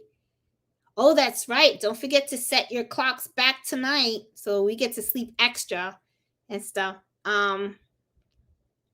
Hey, Angela. Oh, she wished she had gotten the fit. I got a 10 needle. I'm pretty happy with my 10 needle and stuff. I think I've only had a lot of my designs don't have more than 10 color changes. I think I only have like 2 designs on my Etsy shop that probably has like 11 or 12 colors in it. But yeah, I like my 10 needle and stuff. But everybody's different, and stuff. Let's see. Love it. Still have a lot of learning curve. Same days she works great. Other days not so much, but it's operator error. Yes, Jay Cartlin. And it is. I mean, and that's the thing too. Embroidery is a skill. I know a lot of people say craft and all that kind of stuff, and I'm like, okay, we can call it a craft if you want to, but it is a skill, okay? And a lot of times too, people think, oh, you just stick it in the machine, you turn it on. It's not like that. You have to learn about different types of fabric, different types of stabilizers, when to use what type of thread, different types of needles. It is a skill. You really have to learn how to master that machine and how to really work well with different types of orders. So to me, it is a skill, and it's going to take time to learn. But one of the things that I find is, sometimes I look at my first embroidery projects and I think to myself, oh my God, I wasn't really that good like I thought I was, But as time goes on, your embroidery is going to get better and better and better. It really truly is. It's just because you're going to be learning a lot as time goes on. So, I wouldn't worry about it. I mean, it is a learning curve, but it's a good thing. It is and stuff. Hey, Debbie, I have two ring binders and place my stitch samples, and in sheet protectors in the binder. Yes, and you know what? I need to do that. I need to put them in sheet protectors and stuff. But I usually just carry them with me and I just put them on the table and I have them go through them and stuff like that. That's usually how I do it. Allows you. Okay, let's see. Hey, Annette, how are you? Let me see. Angela, 2011. I also think that the price point, the 15, makes sense, but it's not a big jump. If I were to buy today, 6 months in, going for a 20 needle. I don't know if I would get a 20 needle for me personally, because I don't know if I would ever use all 20 needles. That's the thing. Unless one thing you can do with a 20 needle is you can assign certain colors to certain needles, that like black and white, those are colors you're most likely going to use. So you can have one specific needle for that color, one specific needle for, more common colors. So I guess in a way you could use it and stuff like that. I don't know. Let's see. Oh, I want to create my website on Shopify. Just need to take time to do it. Yes, Angela, it does take time. And that is the other thing too. That's one something about running a business and stuff. That takes a lot of time. The business plan, the marketing plan, the setting up the shop. Shopify is really good. The only thing that I really do like about Etsy is that Etsy kind of drives the traffic to you in a way, right? And if you have external websites, you kind of have to drive that traffic to people. But with social media, if you're really good with social media and stuff like that, then you should be able to do that without a problem, And so me personally, I'm not that great at social media and everything. So that's why I kind of like doing the Etsy route, or like Facebook Marketplace, or eBay, because those are platforms that kind of already have a good customer base. But when you go and you create your own site, nobody knows that site is out there but you, until you start to actually advertise it. So it's kind of like you have to make, you have to drive the audience to that site. That's the only thing. And I know me personally, because I'm still working, I can't do this business like full time. I don't have that time available to actually really jump into everything. And I'm only one person. So it's like, I really don't have help with anything really, because my son is off to college. My husband does his own thing. He has his own career and all that kind of stuff. So I'm really on a solo here. And I just have my supervisor, Mello, which he just kind of just looks at me. He doesn't really do much. So it's just me. So I'm not in a position where I can really do that. Okay. So, I will in the future. I think I will in the future, but right now where I am, it's like, nah, I'm not gonna, I'm just taking it slow and stuff. Let's see what else is out there. Angela really wants that 20 needle. Okay. Jeanette, do you have a range of costs to engage a digitizer? I know it has to do yeah, it does. Okay. I do have a range. Usually sometimes it depends on the design though, Angela. A lot of times, if you have something that's very, very simple, sometimes a digitizer can charge you $10 or $15. If you have something that's extremely complex, and also it depends how big it is too. Okay. Like I remember once I wanted something for the back of a jacket, and that design actually cost me like close to $50. Okay.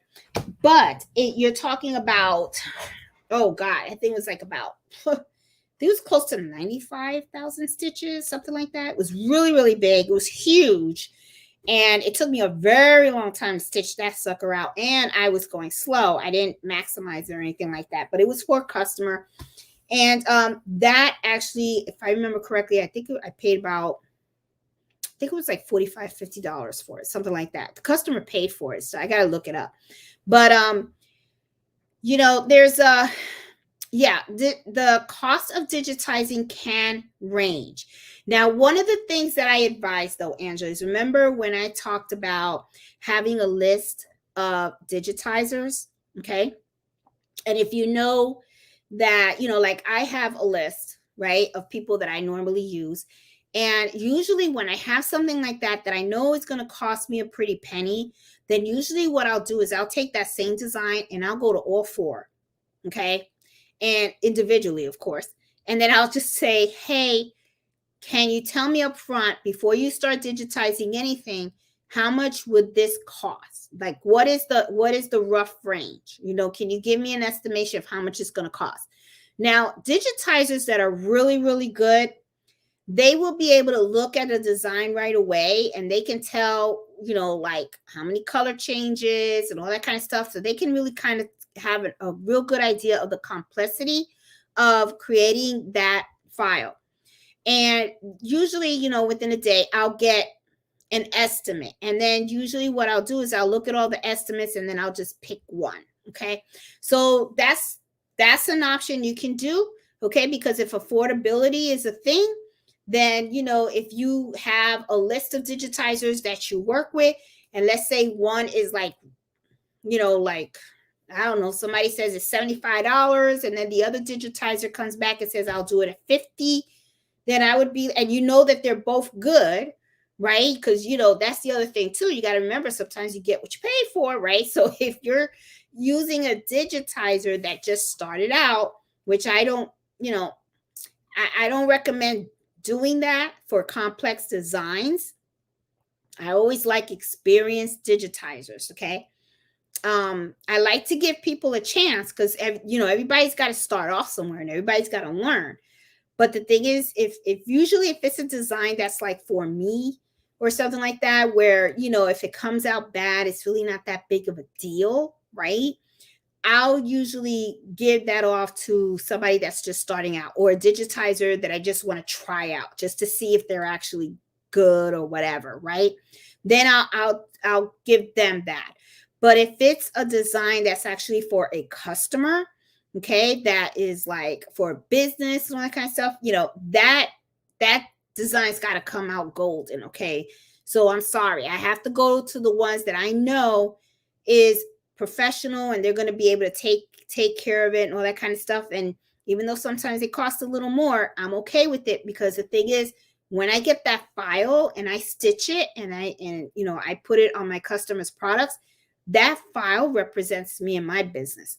So it has to look golden. It has to, okay?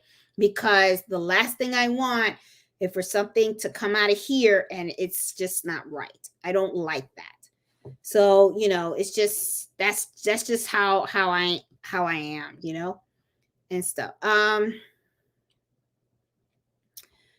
Let's see. Hey, Karan, just learning how to work with the digitizers. It's really just getting a list of digitizers, and what I would do, Cardin, is get some designs, some little simple designs and stuff like that. Have them digitize it for you and do little sample stitches and stuff so that you get a feel for how people digitize and stuff. Let's see.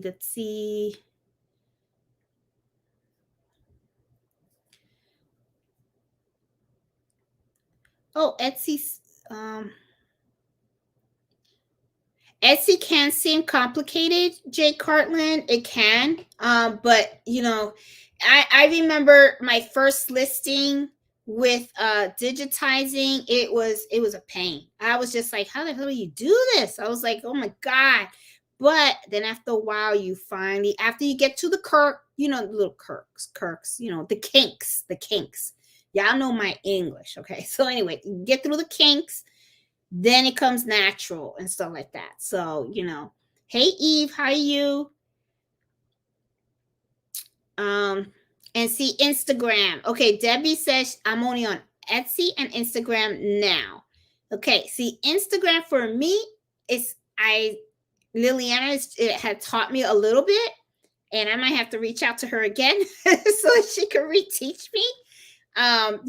But yeah, I am just not really good with that. And it could be too that I just don't have the time. And when I do have some downtime, I usually like to spend my downtime walking around the neighborhood with Mello because the weather is still decent.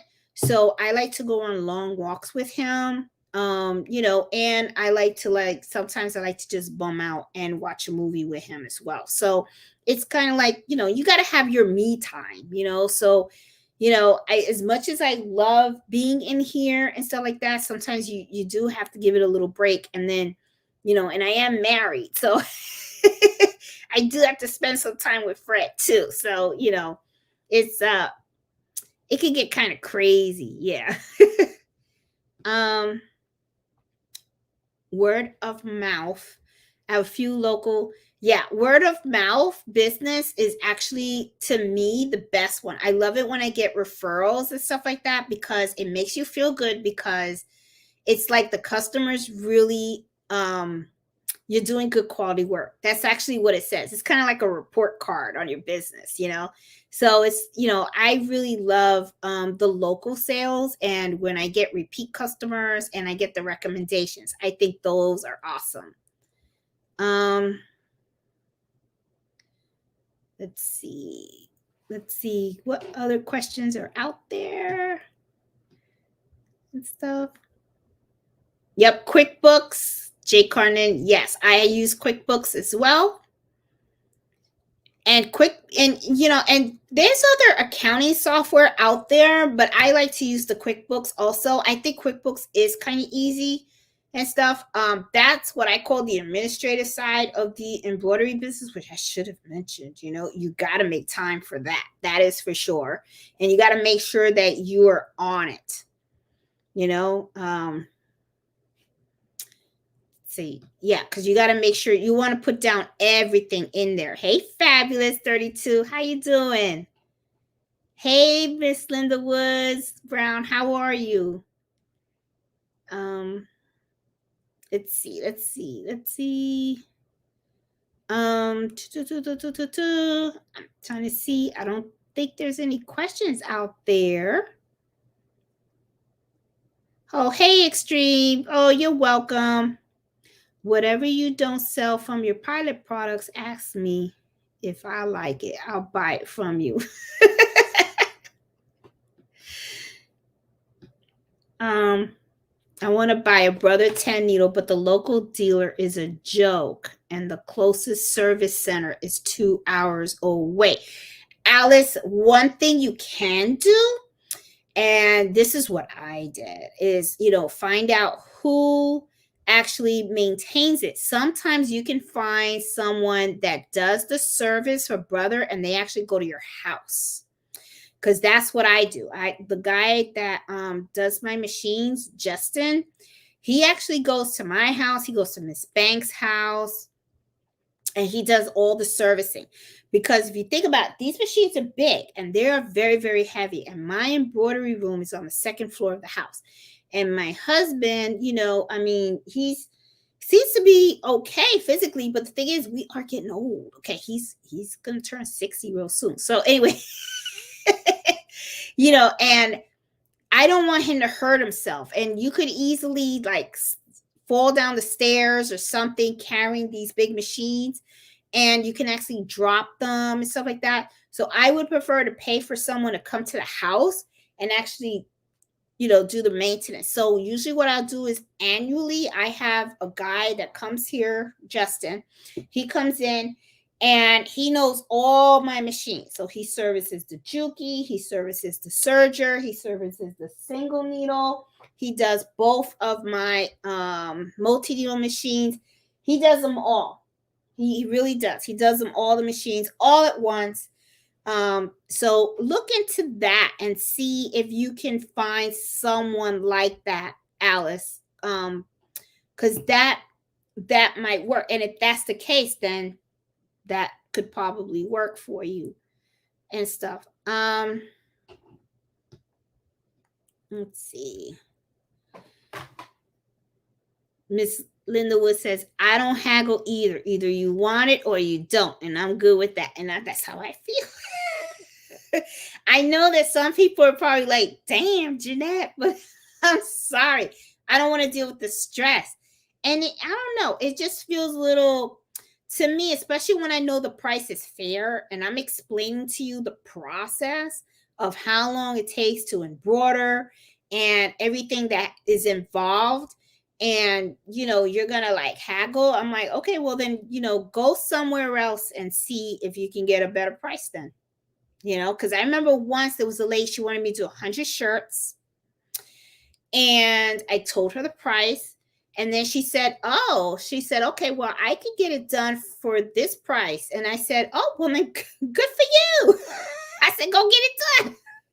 But I'm like, but if you get it done from this place, this is how much it's going to cost. I was just like, no. And I don't know. And, and half the time you don't even know if they're telling you the truth, because I'm like thinking to myself, I wonder, because I was just like, whatever. To me, I just looked at it as nothing lost, Let's see. Yeah, everybody's talking about technicians here. I see in the chat, people talking about the technicians. Glad I was able. Oh, you're welcome, Jay Cartland. I don't even know if I'm saying your name right. Sorry. Does anyone know of any machine that has a tech near Indiana? Oh, you're in Indiana. Alice, who else I know that's in Indiana? I don't know if you guys know her channel. She's Lori Lummaker, and I believe she's in Indiana. She has a Brother 10 needle machine. You may want to, she has a YouTube channel. You may want to reach out to her and ask her. You can sometimes send people emails and ask her where she got her machine from, who services it and stuff like that. She's a really nice lady, and I'm sure she'll be able to help you out. It doesn't hurt to ask, but she's at Indiana as well and stuff. Nettie says we're not old.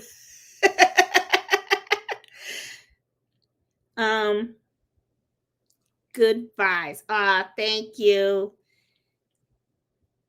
Hey, Katie Payne from Wisconsin. Some people loving their Racomas. Let's see. Hey, Eartha, how you doing? Hey, Deborah, good job on the roll hem. Well, thank you, but I couldn't keep it up because look, let me show see, I showed you guys the good one, okay? But let me show you the other one. All right, so I thought I had it figured out, and I didn't, because then I tried to do the roll hem again on the serger, and this is what happened. Okay, so see how messy that is? That is not how I want. This is messy. This is too messy. I want it to be nice and crisp like this. Really nice. This is how I want it. But I think it's a tension issue. Or maybe I'm holding the stuff up. I don't know. I know Miss Banks will get me straight and stuff. And then if you notice, look, right here, I'm great, right? And then look where I mess up. You see that? You see? I don't know what the heck happened there. I'm telling you. But I am determined to get my serger to work. I am determined because I paid for that machine. And right now we're like, we don't love each other, but he will love me. I'm going to make him love me. So that machine will work. I'm telling you, I am going to get it to work. I got to figure him out and stuff. So, because I think that this is going to be just gorgeous. And I'm thinking, I already sell dinner napkins in my Etsy shop, and the dinner napkins are kind of like plain and all that kind of stuff. So I'm like thinking to myself, if I can somehow take that to a whole other level, this would be taking it to a whole other level. If I can go out and I can purchase beautiful fabrics, and then I can make the dinner napkins with the roll hem, and then I can embroider the initials. I mean, this is beautiful. I mean, I think, people like to dress up their dinner tables. Now, of course, I'm probably not going to be able to do that this year. Because Thanksgiving's coming up. I mean, hell, we're already in November. We're already in November. Thanksgiving's almost here. So the opportunity to create a bunch of these and post them and stuff like that, to sell, it's going to have to be something that I'm going to have to focus on for next year. So that way, like for Christmas and all that kind of stuff. And then I was also thinking if I could get some nice white fabric, and then I can do like Mr. and Miss. That could be perfect for weddings. If you could do the roll hem, and you can put gold, or you can put the whatever color the bride wants on the thing. I'm just coming up with all these little ideas and stuff like that. But before I do anything, I have to figure out how to work this machine. So the machine works great for regular serging, but I want to do the roll hem. And I just, for the life of me, cannot get it. So, but I ain't giving up. I am going to get this done. I am. Oh, Debbie said she got a job for 120 napkins with one initials for rehearsal. There you go, girl. That's the way to do it. I've done lots of those for weddings and all that kind of stuff. And I'm telling you, and that's an easy job because all it is it's just one initial. So, I mean, God, what are you talking about? That's probably what? You probably got to hoop it, put it on the machine. You're probably talking about the max is probably a 5-6 minute stitch. I mean, it's like, because that is awesome, Debbie. Congratulations on your order and stuff. Hey, Susan, how you doing?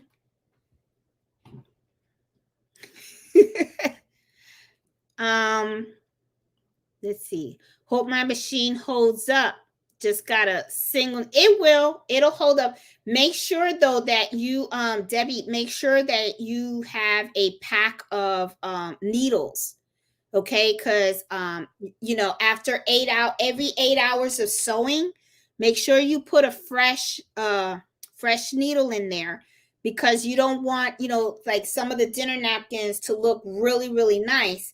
And then when the needle starts to get dull and it starts to puncture the fabric, it might make the hole bigger. So you want to make sure. So make sure that you have a nice pack of needles. Get a box of needles, and then every like every 8 hours of sewing, change it out and stuff. Oh, thanks, Robin. Yeah, she's under the weather and stuff, and I'll probably go visit her tomorrow to see how she's doing and stuff. But she's hanging in there. She just is not feeling good.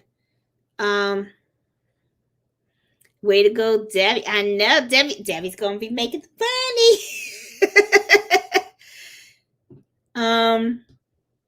Let's see. Oh, everybody's giving their age.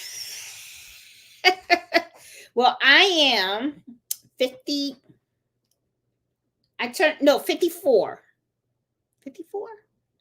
Shoot, Nancy will know. Well, I'm 3 years older than my sister. So I believe, yeah, I turned 54 this year. Yeah, 54. And I should be retiring at the age of 57 and a half, which I'm like, yeah. So I'm pretty excited. I'm supposed to be retiring in 2026. So when I retire, I'll be like, I will be happy. And then that's when I'm really going to love this room even more, because then I'm really going to be able to pull up a whole bunch of stuff out there and stuff. Yeah, let's see. This is my retirement plan. Me and Jay Carly got the same plan and stuff. Let's see. I guess we should stock up on essentials. Yes, you should. If you're going to be selling, yes. Hey, Debbie, what happened? Oh, she's just not feeling, she's not feeling really, really good, Debbie. Yeah, Miss Banks is just a little sick, but she's going to be okay. She's going to be fine and stuff. I've been calling her every day and stuff like that. So she's going to do fine and stuff. How can I price for a craft show?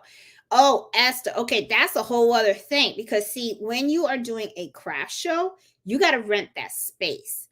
And depending on where you go, the space can be very expensive.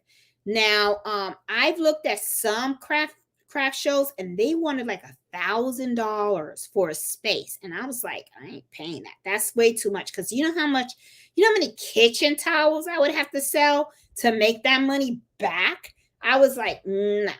So you have to take into account the cost of the space of craft shows. So, and the thing is too, is, you got to look at the inventory that you're going to take with you. Are you going to be able to sell enough inventory to make up for the price of that space and some? So that's a whole other thing you got to think about and stuff. That's why sometimes I heard in some craft shows, if you go to small local events, right? Small local events, sometimes you could get a table for only like $50 or something like that. So I plan on doing that. I plan on doing my first one next year in October. And I heard that it's about like $50 or something for the space. So I'm like, okay, that's not bad, right? So I'm going to look into that. But before I do that, I got to come up with my business plan, because I can't do everything by myself. So I'm going to have to make sure that I have like a friend help me or something, because, I'll probably, make some stuff out there. But at the same time, what's really good about the craft show is you get your name out there too. It's not just selling. So don't just think about selling at those craft shows. You could be having all your items out there. And what you're doing is you're actually showing people your work and what your skill set is. And then what happens is sometimes people say, oh, all this is embroidery. And you say, yes, I do custom embroidery as well. And then you give them the card. So it kind of gives you a little more exposure and stuff to meet people that could be potential customers in the future. So that's another good thing, Esther. So think about that. So make sure you have business cards with you, so that when people come visit your little booth and they'll say, oh, do you do custom embroidery? Oh, yes, I do. Give them the card. That's it, and stuff. So, everybody's planning their retirement.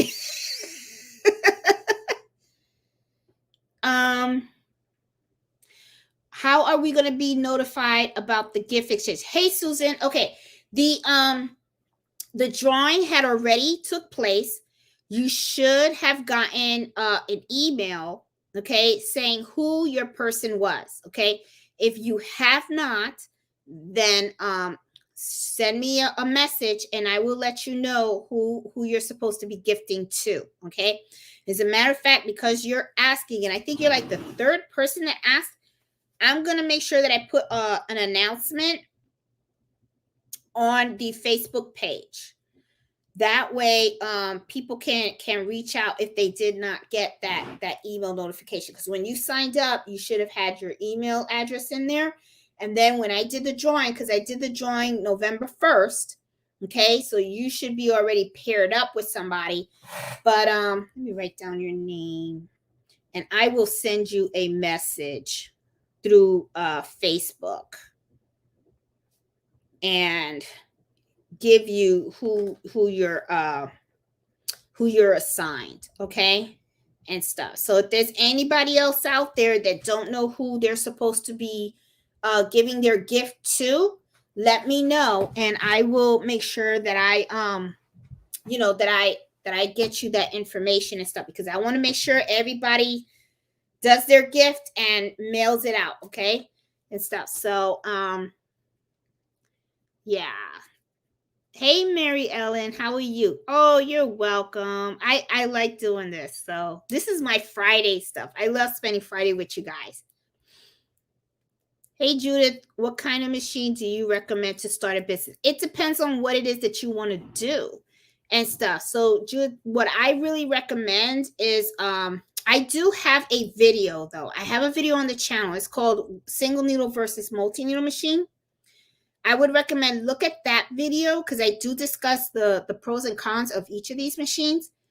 The and I really don't like recommending any type of particular name brand, because the thing is there's so many machines out there, and each of the machine has their own functionality. Each of them have their own level of support and all that kind of stuff, and different types of capabilities. So you have to really think about what it is that you want to do. And then what I recommend doing is do your homework and see if you can visit these machines, see if you can touch them, play with them. Be careful too also where you get your recommendations from, because some people actually get paid to sell these machines. So you want to make sure that you got a machine that you're going to be happy with and that you're going to be comfortable with, okay? A lot of times people get paid to push a certain brand out to certain people. I don't, I personally paid for my machines. Okay. Out of my own pocket. No, I'm not affiliate. I don't have a embroidery machine affiliate. Okay. But even though I have my particular brand, I don't push that brand for the simple fact that every need is different. So first of all, the budgets are different, the capabilities are different, spacing's different. I mean, you really have to really do your research, Judith. And I know that's probably not the answer that you want to hear, but my whole thing is you really have to, it's kind of like I said, it's like buying a car. I can't tell you to get a Honda or get a Tesla or get I don't know, a Ford or a Lexus. You know what I'm saying? They're each different. So it's like you have to really do the research to see which of the machines is different. Each of them have their own way of embroidering. Like you have some machines that require you to buy a computer to work with the machines. Some machines don't require that. Some have a learning curve to it. Some are more user friendly than others. And then it also depends on the person, right? Because you may not understand one machine, but another person may find it easy. So it's kind of it's really a personal choice. That's how I see it. And it really depends on what it is that you want. So, my recommendation is, I do have that video out there where I talk about the one needle versus the multi needle, but I don't talk specifically on brands. I really talk about things that you need to think about when you're looking to purchase one. Okay. So that might help you there and stuff. Yeah. So let's see. Hey, Rita. Yep. Etsy gets 6.5% of your sales now, plus the listing fees. Yes. they take a chunk. I forgot the time change. Yep. I did too. I actually forgot about that. Let's see, is there anything else out there? Shopify has a starter plan.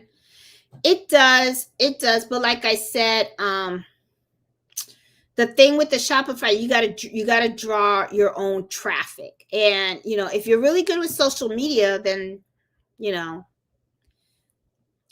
we'll be glad when I can buy a multi-needle. I'm at a loss when it comes to choosing the brand. It is, and Christian, it is a loss too, because um when I was buying my second multi-needle, I was going back and forward, and I was talking to a whole bunch of people that had different types of brands and stuff like that. And I just made a decision when the brother 1055 came out. I really liked the capability of that machine, and and I got to play with it and stuff. And when I looked at the other machines, I don't know, I just wanted the 1055X.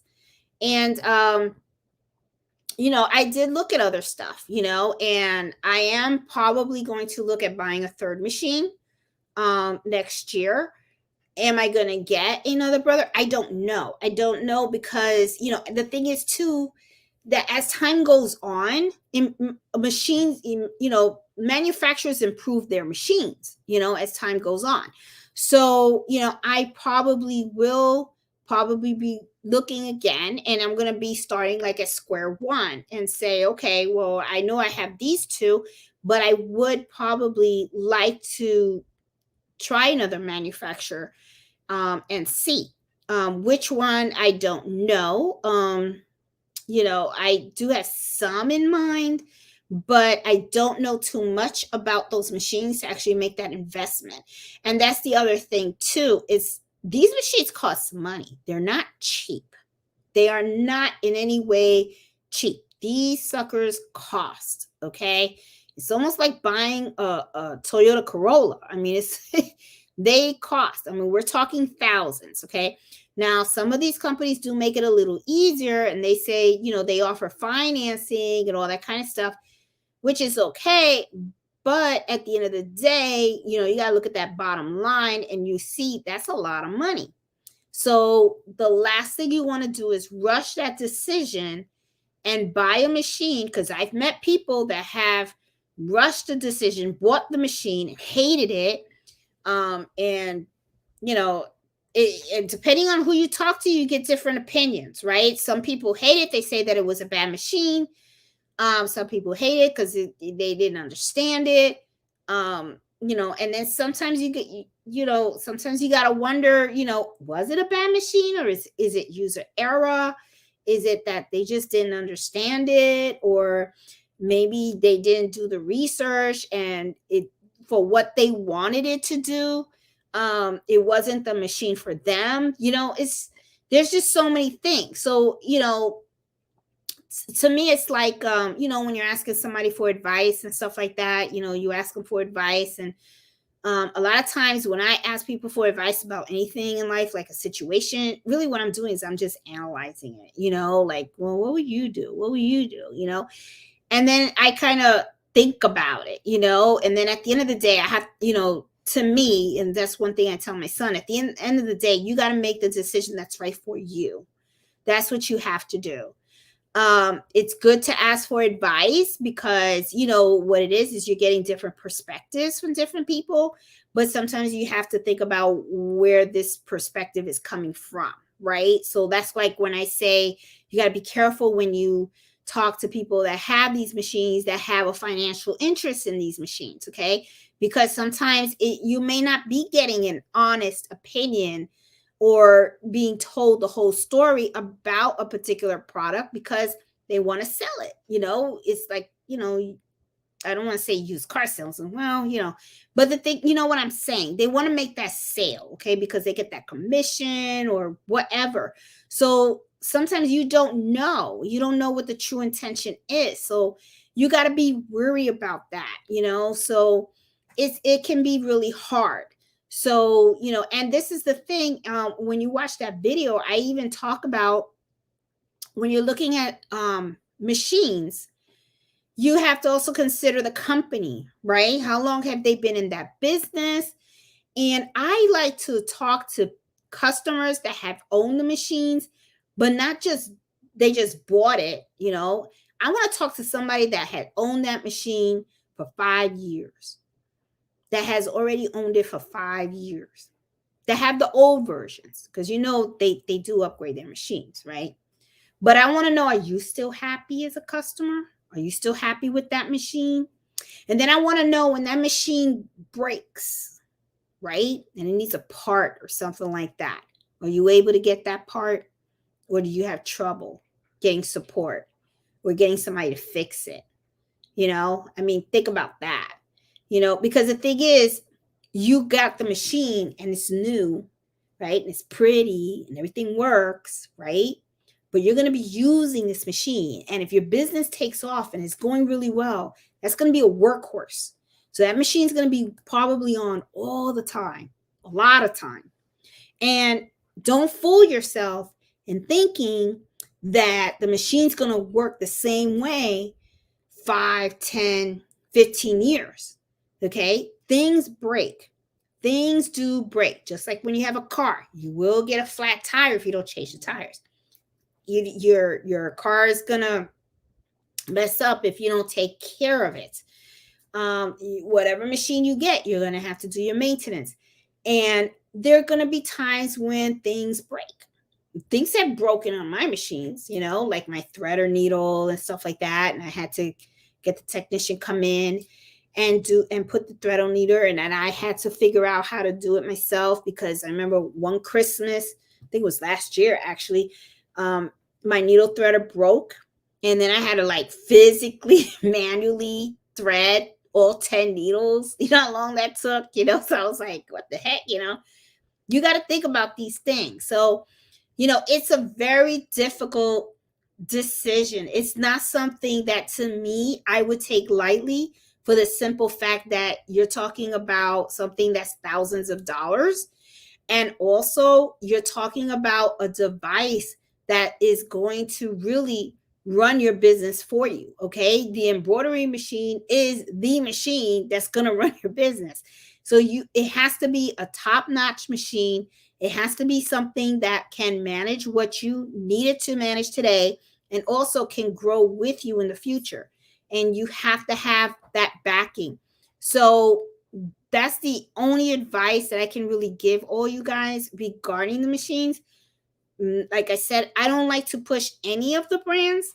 I'm not affiliated with any of them. I personally am happy with what I have.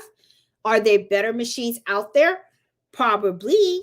It's like, there's always a better car out there. There's always a better house out there. It's meeting my needs right now, and I think it's going to continue to meet my needs in the future. I like the functionality that I have now.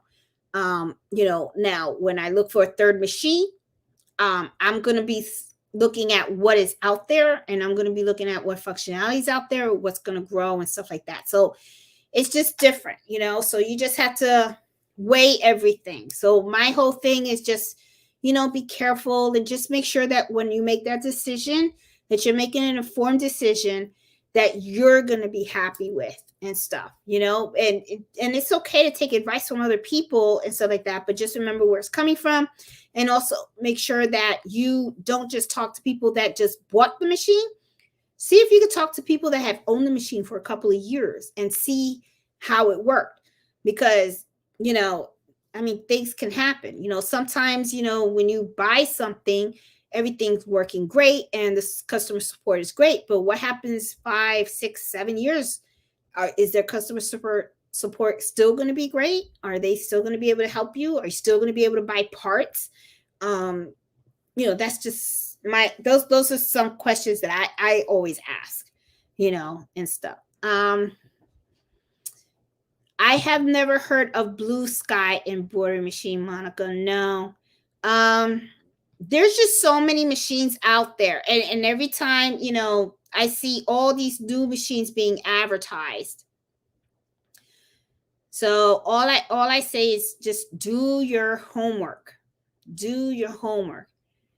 You can Now buy the Brothers 6 needle online. Oh, I didn't know you can do that now and stuff. Do you have insurance? Yes, I do. I do have, they're included in my homeowner's insurance, Marlene, for the simple fact that because I have the business in the house, if like, let's say we have a house fire or something like that, I need to get these machines replaced quick, so yeah, they are included in my homeowner's insurance. What size is your room? I really don't know. I think this room is 242 square feet. I think that's what we put in our taxes, Nana, and stuff. I just purchased a 12 by 6 shed for my yard to move my machines into. I think yours is much bigger than mine. I think, yeah, it's not, yeah, I think I'm 240, I think it's 242 square feet, something like that, and stuff. But you're gonna have a she shed. Yep, that's right, Iris. She got a she shed. Hey, Veronica, when you have your business and someone places order and requests the file, what do you charge? I usually charge $10 more than what I paid. That's what I charge. Usually $10. My fee is $10 because I was a facilitator, because I'm the one, because you got to remember, it's not just the file that you received. I had to order the file, Veronica. Okay, this is how I look at it. I had, you gave me the picture. I had to find the digitizer. The digitizer had to do the work. Then after I get the file, I have to test stitch. And if there's a problem with the file, I have to go back and forward between me and the digitizer. That costs money. That's time. So I usually put like, I smack like $10 on top of the fee. I usually charge 20 to 20, depending on what they charged me. You know what I'm saying? But if I paid 15 for it, then I'll charge the customer 25. And if you go to Liz or some company like that, usually they charge about like $25 to $30 to digitize a file. So that's not uncommon. That's usually the going rate and stuff. How do I word it? That payment is required. Oh, you just okay. Hey, Tracy. Trisha, this is how I do it. Okay. What I usually do, Trisha, is, see, I use QuickBooks, right? So what I do is I tell people, I get their order and then I say, okay, let me send you an invoice, right? I tell them, give me your email address. I'm going to send you an invoice. So I will go ahead and I will send them an invoice, and I have an invoice. I have an invoice right here, and I'll tell you exactly what I put on there. I'm sorry. Ooh, I'm moving, you guys. I just wanted to grab this piece of paper so I could tell you guys what I put on the invoice. Okay. So on the invoice, what I do is I say, thank you for your business. Once full payment is received, the items will be processed. You can send payment via Zelle or Vino. That's how you do it nicely. That's how you do it, Trisha. You tell them that you don't accept cash. That you tell them they can send it through Vino, they can send it to you through PayPal, they can send it to you through Zelle, okay? But you send them the invoice and you email it to them, okay? And in the invoice, I usually say what the job entails, right? The thread colored, all that kind of stuff and everything, and what the total amount is. And then I just put note to customer. Thank you for your business. Once full payment is received, the items will be processed. That's all. Nice, simple, sweet, direct, and you're good to go. That's how you do it. I would love to do that. I live in a 55 plus community, cannot afford to move into a single form outside. Oh, the she shed. Yep. I wish I could do a she shed. Yeah, I wouldn't be able to do that where I live either. And stuff. Yes, Iris, that is exactly where I got my serger. I got my serger from Walmart and I got it for $199. I got the Brother 1034DX. That's what I got. Yeah, don't get it from Amazon, Iris. Don't, because I went to Amazon and that serger was like $250. And then when I did a Google search on the serger, Walmart had it cheaper. And then what was so great about getting it from Walmart is I bought it through that website that I keep telling you guys about, that Raka whatever thing website. I got 1% cash back, okay? And I got next day delivery. I wasn't going to get 1% cash back from Amazon. I was going to pay more and I got next day delivery, but still same thing. So I saved money. So yes, Iris, Walmart is the way to go for the serger. Hey, Eartha, Washos told you about. I also watched DVD that came with the serger. You know what? I never watched it. You know what? Thank you, Eartha, because my serger did come with a DVD and I ain't watch it. Well, you know what? I just hope it's not the same like the DVD that I got from the Man of Soul Pressure Foot. I mean, the lady was like, this is how you use the roll hem. And the fabric was already embedded in the foot. So I'm like, she didn't even show you how to put it in there, nothing like that. So I was like, but let's see. Let me see. Do you have Sew Up Pro? No, I don't have Sew Up Pro. I heard that it's a very good software though. What I have is I have Embrilliance. The reason why I use Embrilliance is because I'm a Mac girl. All my machines are Mac. So and you know, Sew Up Pro and all those other embroidery softwares, they don't run on Macs. So I had to use Embrilliance. But Embrilliance is fine. I like it and stuff. Let me see. Hey Paula, how are you? I'm still having a hard time on my Embrilliance jump stitch. Been watching over and over. Are you trying to remove the jump stitch? Because you gotta make sure you gotta hit that stop and stuff. Because on the video I show you exactly how to stop it. You gotta change the color, and then you can remove that stitch and stuff. Hey Paula, just found your channel. I'm enjoying the conversation and I can't wait to watch the video. Oh, thank you, Paula. Welcome to the gang.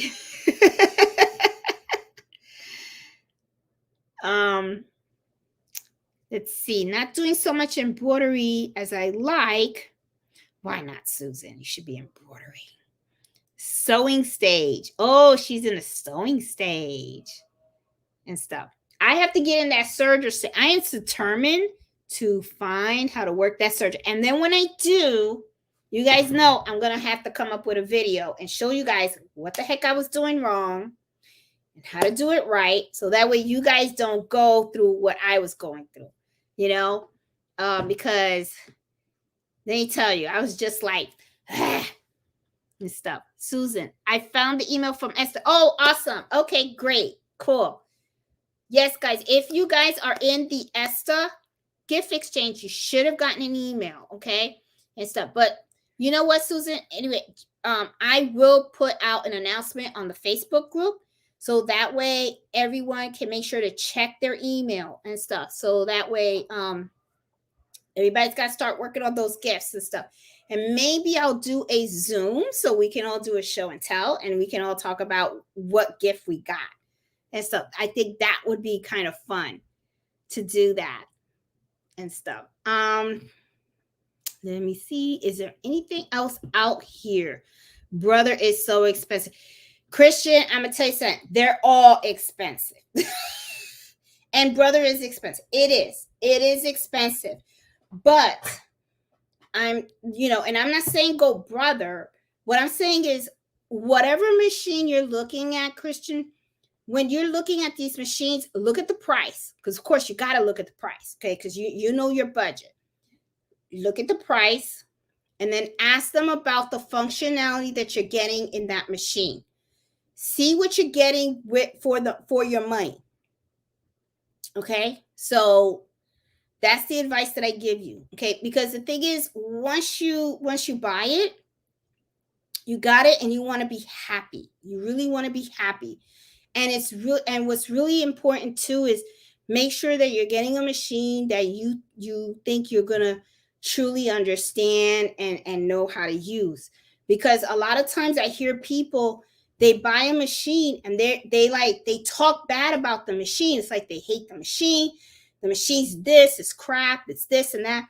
And then at the end, when I started doing more research, I mean, it's not like they did it on purpose or whatever. But the thing is that the machine really wasn't crap. It was really because they just didn't understand the machine, And sometimes it could be something small, like how to change the needle on the machine, right? Because some machines use round needles, some use the flat shank, so and there's different things. Some, like I said, some machines you have to buy a separate computer to run the machine. Some machines you don't,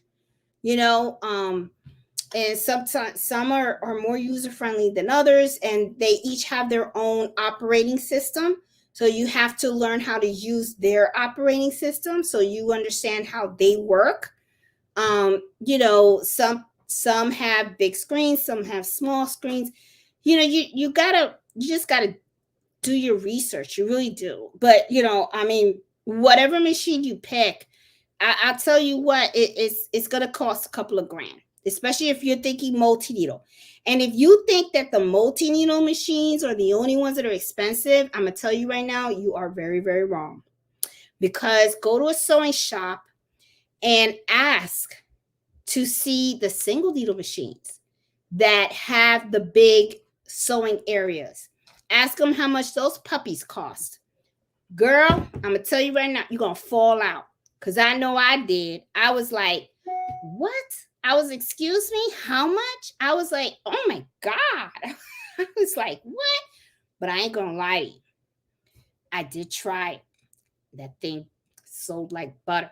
I was like, oh, now I know why this costs so much. I was like, well, I mean, it's like, whew, it's like the Tesla sewing machine. That's what it is. It's a Tesla sewing machine. We're not talking about the cheap Teslas. We're talking top of the line. I was like, well, then now I see. I mean, we're talking these single needle machines, flatbed, go well over 20,000. I mean, but I'm going to tell you something. They're beautiful machines. They are beautiful machines. So don't think that it's just multi-needle machines that are expensive. Single needle machines are just as expensive too. They really are, because it's all about the capabilities, the functionality that's built in the machine and all that kind of stuff. So, and the embroidery area. Don't think that single needle machines don't have large embroidery areas. Yes, they do. They have the big ones. So, if you ever have an opportunity to walk into a sewing shop that have the machines, look around and ask. And you'll be shocked. I was shocked because I didn't think that a sewing machine could cost that much. I was like, what? I'm telling you, I was floored. When she told me the price, I mean, it was like she spit out a social security number or something. I was just like, what? I couldn't believe it. I was like, wow. I was like, that much. It really, I'm telling you, I don't know. I was shocked. It was just like, when I went to Florida with my sister, we went to a fabric shop.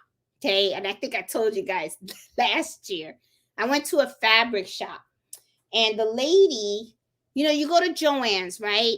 And then you tell them you want a yard or two. Well, what they do is they take the bulk and they unroll it. Then they take the scissors and they cut it, right?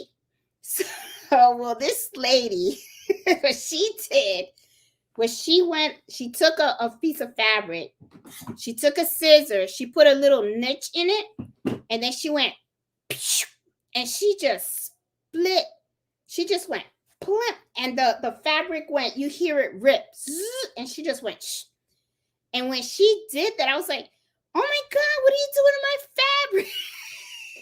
And the lady was like, "What? No!" And she was telling me in Spanish, "No, así se hace," and I didn't know that certain fabrics, and God, I forgot which one it was. I don't know if Nancy remembers. I don't know if she's still online.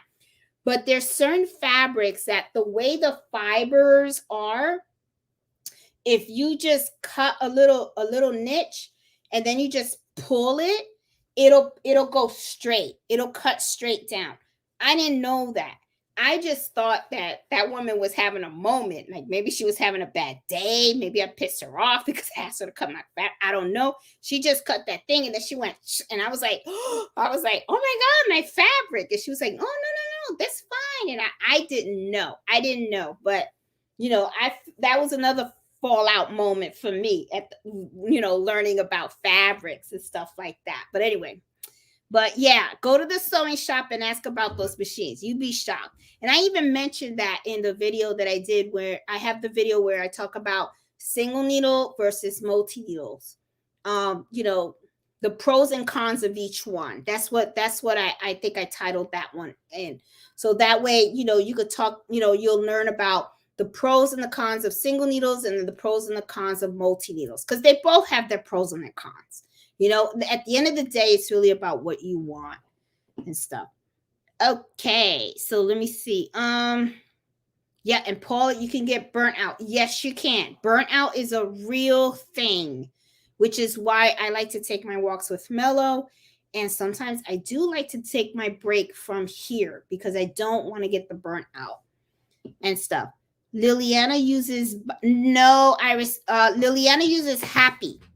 If you're talking about in pro print now, Liliana, she doesn't use Bali.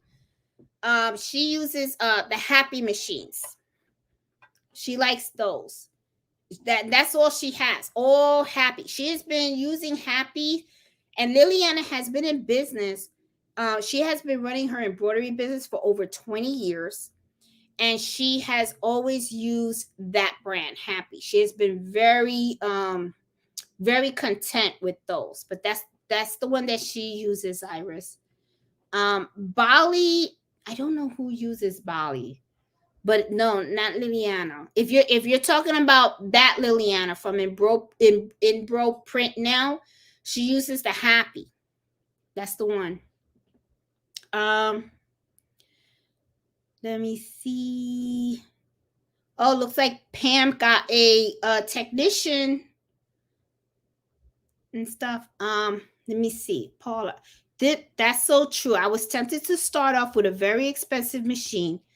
Salesperson stopped me and said, slow down and learn, practice, and see if I like it first. So I purchased a Brother 1050D. And and Paul, and that's true. And I started with the SC1900. And that's the thing too. You gotta really make sure that this is something that you want to do, because you're talking about thousands. Could you imagine you go and you buy yourself a $15,000 embroidery machine, to then after 5 months of embroidering, you tell yourself, I don't like doing this. I don't like it. I mean, it's like, what? I could tell you right now, my husband would be like, you better start liking it. That's $15,000. I mean, you could sell it. You could always sell it, but you're going to lose money, because you can't sell it new. You know what I'm saying? But yeah, and I agree with what Paula said. I mean, you have to make sure it's what you want. Make sure it's what you love, that you're passionate about, and you want it, because you're talking about a lot of money and stuff. Let's see. Hey, girl, for real. Good night, hun. Do you list your insurance on your business? Yes.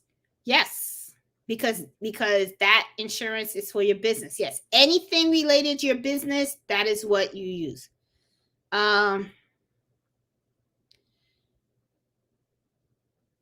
Oh, I don't know what Liliana you guys are talking about. I hope it's not appropriate. Now I know it's happy. She uses happy. Let's see. Anybody else has questions? Hey, Leslie, how are you? Okay. All right. Well, I am. Ooh, there's a lot of comments over here. Okay. I'm trying to get as much as woven fabric can be ripped. Thank you, making new dreams come true. And I think that's probably what I got.